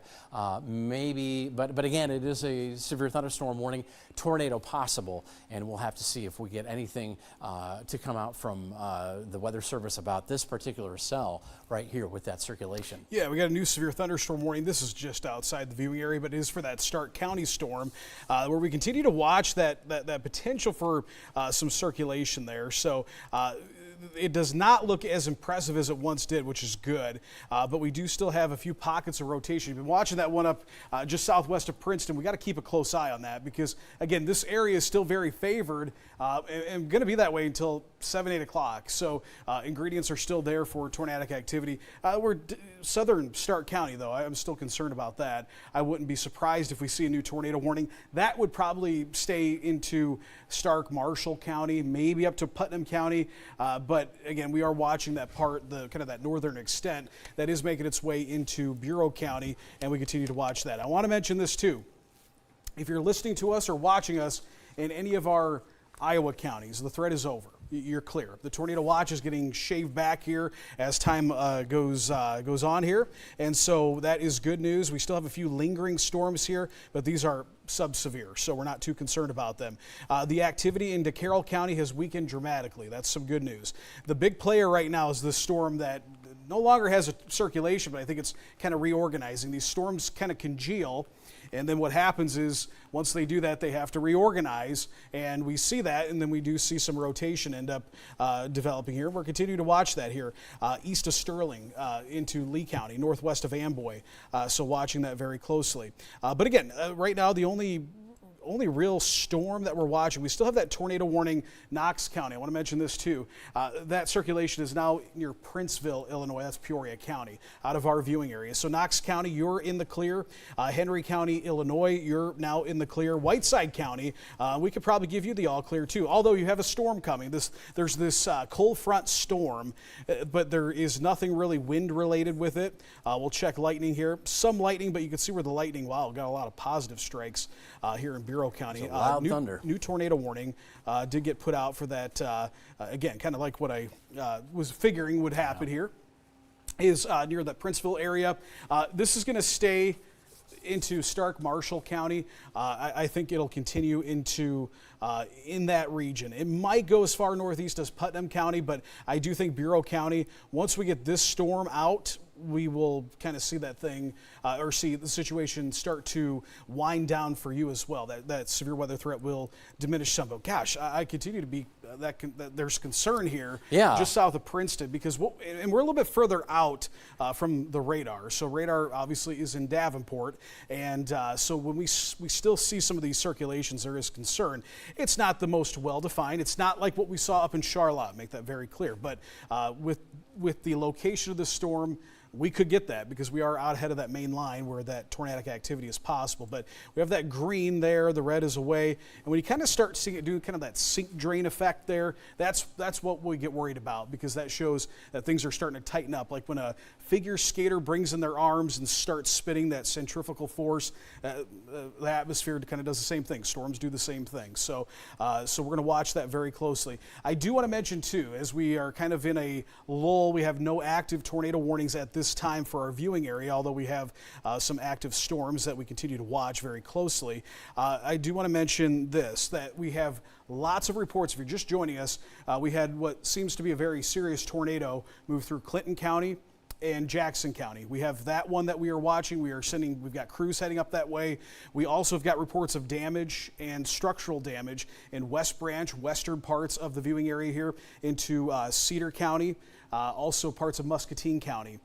We have crews on that. We're going to have more on that damage and what we learn more. As we learn more, we will pass it along both on air, online as well, and of course coming up at your news at 10. But lots of power outages too, Eric, also being reported. Several thousand customers throughout the entire viewing area here. Kind of sporadic, but we have definitely have reports of power outages throughout the region here from these storms that move through. Yeah, we had strong winds, lots of lightning, and again, as we take a look at everything as a whole, we're starting to get those warnings cut back. We still have that severe thunderstorm warning for much of Bureau County, as Kyle was just talking about, and southeast, extreme southeast Knox County. The storms are starting to leave those areas. That's really just out of our viewing area either way. So as we take a look then at what we're still dealing with, we'll kind of clean up the radar a little bit. And as you can see, you know, it's kind of like this line right here that we've got still into northwestern Illinois, and then these storms here that are in Bureau County. So those are kind of the two areas. I wouldn't discount these yet, but again, I think those are kind of in a position where even though they might be along the front, we are we've robbed the atmosphere of much of the energy in, say, Des Moines, Henderson, Warren County. So those are probably going to be run-of-the-mill thunderstorms. And if they're not, of course, we will let you know about those if things do get a little bit stronger. But again, as we take a look at half and half here, we'll go through the northern half of the TV6 viewing area, move this over a bit so you can get everything in view. There's what's left. Storms crossing through the eastern portion of Carroll County, Illinois. These are dropping into Whiteside County. So still all of Whiteside County to go for the most part for these storms. Heavy rain producers at this point, not looking at anything too strong, although the rain right now, right up Interstate 88 is pretty consequential there. Just getting out of Rock Island County into Whiteside County. Probably they're approaching Erie and Prophetstown. Pretty good amounts of rain. Don't see a whole lot of lightning with that at this point. And that's right along our cold front, which is going to shift things here in the Quad Cities shortly. I was just looking at the temperatures, and we're falling back into the low 60s where we're still into the 70s ahead of the front. Dropping a little farther south. Again, we're working these storms out of the area. Really, the only thing of any concern would be these storms here in Bureau County, because again, we've got that rotation that's very close to Princeton, Illinois. So just on the safe side, should be in shelter until this warning gets allowed to be expired at 7 o'clock. Yeah, Erica, we'll take a look here. I got that area of rotation. Weather Service also watching this, and they said they are evaluating this for a tornado warning. So if you're in Bureau County, heads up. This is something that we are continuing to watch here, and I think if we get a little bit more tightening up of the circulation, that is just on the southeast fringe of Princeton. So Princeton, it is just to your southeast, but heading towards places like Dover, Malden, eventually maybe off towards Spring Valley, Ladd, Cherry, Hollowayville, Seatonville as well. Here's the times of arrivals. Depew about 6:42. This is the entire line. This is not just centered around that circulation. So Seatonville about 6:43, Ladd about 6:47, 6:45, 6:50 Spring Valley, and then we're into LaSalle, Peru here about 6:50. So that's the times of arrivals and what we're watching here, and that just updated there. And you can see just east of Princeton now, right along Route 6 there, on Route 6 between Princeton city limits and the I-180 corridor is some broad rotation. So that will be crossing I-80 here momentarily, continuing off to the northeast here. Arlington to Ladd, Cherry are some areas that will be impacted by that. So we're watching that very closely. We continue at this time, severe thunderstorm warning with a tornado possible.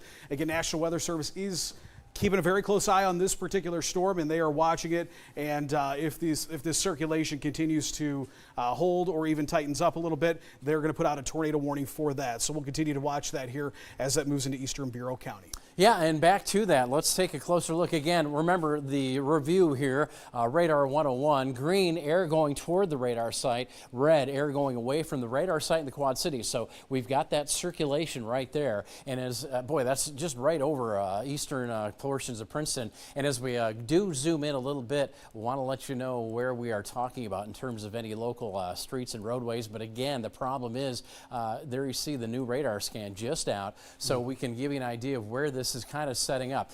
Right along County Road 150, and that's Highway 6 there. So as we, I didn't want to do that, but that's okay. We'll just work our way around this area here. You can see that where the green and the red are meeting, right there. Boy, that's really long Highway 6 at 180. There's East Street, 2300 East Street, 2385 East Street, running that way. And then again, East Street north of Highway 6 where that goes. I'll come out just a little bit and give you a better idea of the location of this. Again, this is right around the Princeton area, if not just a little bit south and east, or east certainly. And there's that circulation. Again, orient yourself. There's Highway 6. There's 180 that drops south from I-80. And it's these areas here that are kind of under the gun. If you're ahead of this circulation towards Seatonville, you do want to take shelter. Princeton, it looks like you're just clearing this now, but I'd wait a few more minutes if you are in shelter, just to give yourself a few more minutes to stay in shelter. And again, as we move ahead here, there's Seatonville, there's Depew, Marquette. These areas here are going to see this rotation. Maybe it's moving a little farther to the north than just due east, so maybe a northeast movement. So I would be more concerned about Seatonville and other adjacent areas of eastern Bureau County. At this point, no tornado warning, but we are still, as you can see, if you look here, this yellow line here, this is the eastern edge of that severe thunderstorm warning that has tornado possible, and we're certainly watching why, because we've got this circulation that is most definitely there. Maybe it's going to be kind of muddled here. We'll go down to the storm base, and that's not exactly what happened there. Okay, but as we, again, kind of look at this storm as a whole, what's going on along and south of Interstate 80. Again, the leading edge working its way east, so still, even though we have this circulation on the front end, there's still some storms to go for Bureau County and Princeton proper as well. Yeah, we have a couple things I want to look at here. Is we've got a viewer just sent a message to me saying that they're on Wynette Walnut Blacktop just south of the Kentville looking to the northwest. That's going to be right. I'll be right with that. And they're seeing some circulation. So I think we have a strengthening circulation. 2 spots here, continuing east of Princeton right now, heading towards the Arlington, Zeering area, maybe over towards Cherry, Ladd. That's going to be a concern for you. Maybe as far east and southeast from where that circulation is as maybe like Spring Valley even could be included in that. Delzell as well. But we have to watch this here just northeast of Bradford because we do have, looks like a tightening circulation, and we've got some viewer reports that they're seeing a visual of a lowering and some circulation within that. But 2 key spots there. You see that update. We're continuing with that circulation here just about over top of I-80, the I-80, I-180 interchange there just east of Princeton. I want to mention this though, folks. This is the only storm left. We have all the other rest of the region. If you're in the TV6 viewing area, you're clear. Bureau County is the only game in town at this point. We've got 2 areas we're watching of circulation here just east of Princeton, between Princeton, Seatonville, and then again south of Tiscowa. It might impact Tiscowa, but that circulation looks broad. But we do have a viewer down there who is seeing that, noticing that, and we're going to continue to watch that. Severe thunderstorm warning with a tornado possible here continues until 7 p.m. here, so about another 15-20 minutes. But depending on how this continues to evolve, we might see that warning extended or maybe even some tornado warnings issued here. So continue to watch that. Yeah, and that's, boy, we don't have a lot left to go. I mean, unless we get some tornado warnings or a tornado warning for those circulations in eastern Bureau County. But there you can see the extent of that storm. And now we're really starting to clear out Knox County, save a shower there east of Knoxville. But as we take a look again at the picture as a whole here on our radar, this continues to be a situation that's slowly but surely working its way off to the east. Again, here comes our cold front, and we are noticing things start to cool off a little bit. We go from low 70s to low 60s east to west. And again, so as long as this cold front continues to move through the area, it will clear out really all of our Iowa counties except for Des Moines County, still some storms down there. But you'll notice a little bit of a change. Now, that said, tomorrow we have to talk about our severe weather possibility for Friday. It will start a little farther west, which means it gets here a little bit later. So unfortunately, if you had Friday evening plans, the second half of the evening might be when we get those storms to move into the QCA, moving through to finish off the evening, and they might not. As you can see here, how eastern Bureau County kind of juts out in our viewing area, might not clear eastern Bureau County till 1 in the morning Saturday. So that's something that we'll have to go through again tomorrow, most likely. But the thing is, where we started these storms off with those scattered supercells that kind of congealed into these lines, tomorrow, late in the evening, the storms coming from our west will already be in a line, having started farther out to the west. So that means that our main threats tomorrow will be damaging winds, widespread damaging winds, and still we could see some spin-up tornadoes on the leading edge of those bands of thunderstorms, which will once again orient themselves from north to south with a little curve back to the west, pretty much just like what you're seeing here. As far as new severe thunderstorm warnings are concerned, we had one just issued for portions of Lee County, but that's outside of our viewing area, kind of from Dixon to the east, that little box right there. And again, we're still monitoring what we've got going on in Bureau County. And actually, interestingly enough now, as I come on back here, because I do want to show you what's happening now in Bureau County, what I just noticed. Maybe you noticed this too, but it looks like there's a little hail core starting to form just south of Princeton. And there we go. Yeah, that's again right on that storm that we've been watching. It is within our severe thunderstorm warning with that area of hail. Getting a little closer around it so we can kind of take a look at just how big that hail is. And you can see it's kind of come over to the darker blue portion of the color spectrum right there. And you can see that's just right on East Street there. Hail size to be determined, but I would guess that that's going to be about $half size with that little hail core. Kyle? Yeah, and so we're continuing to watch that. The rotation down there does seem to be broadening out. I want to go back here. We're going to go back to 5 o'clock, and this is when we had that tornado move through parts of our viewing area here. And so I've got the debris tracker turned on here, and I was just going through this, Eric, and looking at kind of where this thing started. And we're going to kind of plot this along.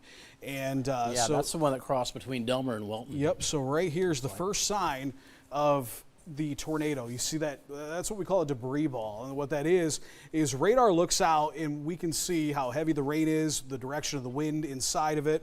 But what we also could see is about 10, 15 years ago, maybe even longer, maybe about 20 years ago, radar was expanded and they were able to, with dual pull technology, dual polarization, actually see what's inside the storm, not just if it was rain or wind or what we were talking or how heavy the rain is, but also what size object it was, and that's how we see debris getting lofted into the air. And what happens is we get this big dropout that says, okay, there's rain and hail and everything else around us, but there's something different right here, and this is how we know where we spot tornadoes. And there it starts. I'm going to advance things along here, and then boom, you go right here's another. That's when it was at its peak, I think, right just southwest of Preston. We continue off to the northeast. And again, to get this to show up, it went right over top of town. Yeah, it really did. It went right over top of Preston.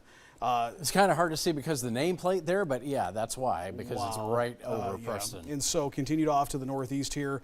Here's northeast of Preston, fanning out a little bit, which might mean that, and that's when it was gone. So what we could see right now is it looks like this was the corridor of damage from just west of Charlotte through Preston up north, just north of Miles, about an 18-mile path according to radar. So right here is where it looks like this damaging tornado went through. This is not the only tornado that we had in the viewing area here. We also had reports of damage, of structural damage out into far northwestern parts of Muscatine County near the West Branch area as well. So we've got crews heading out to these areas, but most notable I think is going to be this tornado that went through the Preston, Iowa area here, Charlotte, and Delmar as well. So we continue to keep an eye on that. And again, we've got crews heading up there tracking that. For now, though, yes, that storm here in Bureau County. I will say, though, the good news is that rotation still there, but it is broad. It is broadened out a little bit.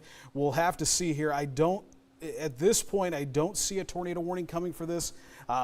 Just because what we have here is, if those greens and reds were a little bit tighter and a little bit more compact, I think we would see, we would have that concern for a tornado. There is still broad rotation with this, but the threat right now continues to be 60-mile-an-hour winds, quarter-sized hail. Still something you want to be taking shelter if you're in eastern Bureau County, northern Putnam County, and new warning got extended there into LaSalle County too, so heads up for you folks in LaSalle County as this continues off to the northeast.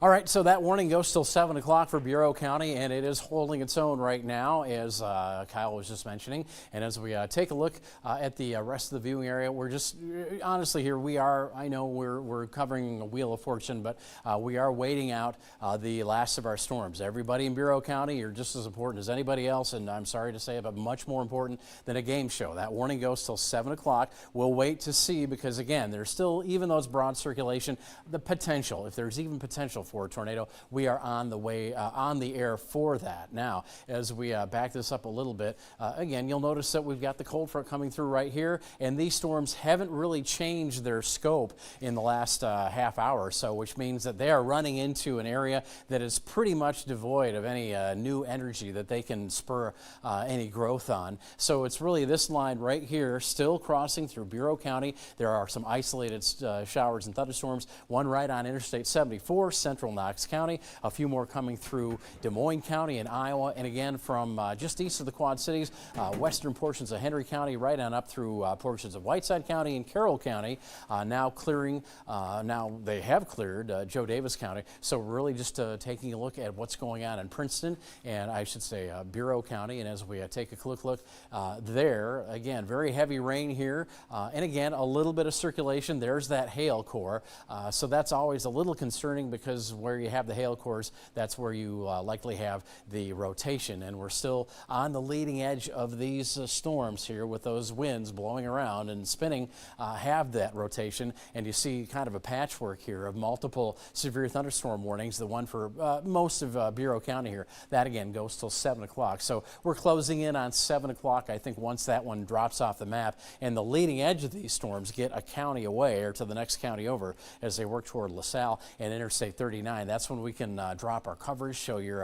NBC prime time will be intact. But again, we're still keeping an eye right at that hail. If you're in Seatonville, again, you know, you've got hail coming your way, take shelter. Could be some strong winds here, enough to maybe put a little horizontal movement into that hail. So if it is blowing toward your window, that's the last place you want to be. So again, get within your shelter, stay there. As far as the hail is concerned, again, we've got that lone core right there. Not looking at hail of any consequence right now. I'm sure these are just pea to penny size pieces of hail. There you go, penny size hail. So that's barely registering. But again, it could be one of those storms that the rate of hail is such that you might be noticing the ground almost turn white because there's so much of it. Haven't had any reports of that. It's always a possibility. But again, there you can see what's just outside of Seatonville, heading your way as this storm works its way down Interstate 80 to the east and maybe just a little bit north of I-80 as well. So back to the radar, you can see what's going on, and that tornado possible severe thunderstorm warning off to the east, pretty much like every storm warning we've had today, tagged with tornado possible because of the circulation within these storms. As we back on out a little bit, we'll just show you the whole area once again, and there you can see that the radar is getting certainly less active on the Iowa side of the Mississippi River, but there are also still some showers and thunderstorms to be dealt with in extreme eastern TV6 viewing area, and that is Bureau County. Yeah, and good news too is we've got that tornado watch has been trimmed from a good majority of our viewing area. So, and that is because what we're seeing here, obviously right now, moving through, is pretty much the end of it. So you can see here now all of our Iowa counties are now out of this tornado watch. Tornado watch continues here, but I can tell you Mercer County, Warren County, even down towards Henderson County, Knox County, this whole area, it's pretty much Bureau County right now that continues with that concern. But we're continuing to watch that warning. You can see tornado warning south here into Stark and Marshall County, Illinois. We continue with that, but overall things are certainly winding down here. What we'll have to watch here, not so much for our viewing area, but I do think for Putnam County into LaSalle County, is this is trying to curve back around and literally is reorganizing. And so we'll have to watch that area here. I think what we have is maybe down towards southwest of Depew here. We got to watch that because that is a very favorable area, especially with how this storm is evolving. So, but that would put it just outside of our viewing area. So we're going to continue to watch that here. But yeah, right there, kind of on the Bureau County, Putnam County border, we're watching some circulation, and again, a look to this radar, to this storm, that would maybe favor some circulation. So we're continuing to watch that. Otherwise, we continue with the damaging wind potential is certainly there, and also hail, maybe up the size of quarters, but the hail core is pretty small here, just east of Princeton and northwest of the Depew area right now. All right, yeah, once again, as we take a look at the area as a whole, let's just center this up a little bit. Some special weather statements I see off to our north there in Wisconsin. As far as our severe thunderstorm, or I should say our tornado watch, as Kyle pointed out, it's been cleared from our Iowa side, but the Illinois side still under this till 8 o'clock. But again, these are likely to be clipped county by county really within the next few minutes here. We'll take our coverage up to 7 o'clock, and then we'll get you back to NBC for the time being until there's another warning, and hopefully that's not going to be the case until tomorrow evening. And it's going to be late evening, as we were mentioning. This is going to be a little bit later of an event for tomorrow as we see those storms forming well to our west and then kind of limping on in here with some strength late in the evening and kind of plowing through then as we get into very early Saturday morning. But for now, just a few showers and thunderstorms left. If you have pictures, now that it's safe for most of the area to take pictures of anything in terms of any damage in your location, or if during this storm you might have taken some pictures or video of hail falling at your place, please go to our KWQC TV6 News app or our website, submit those photos.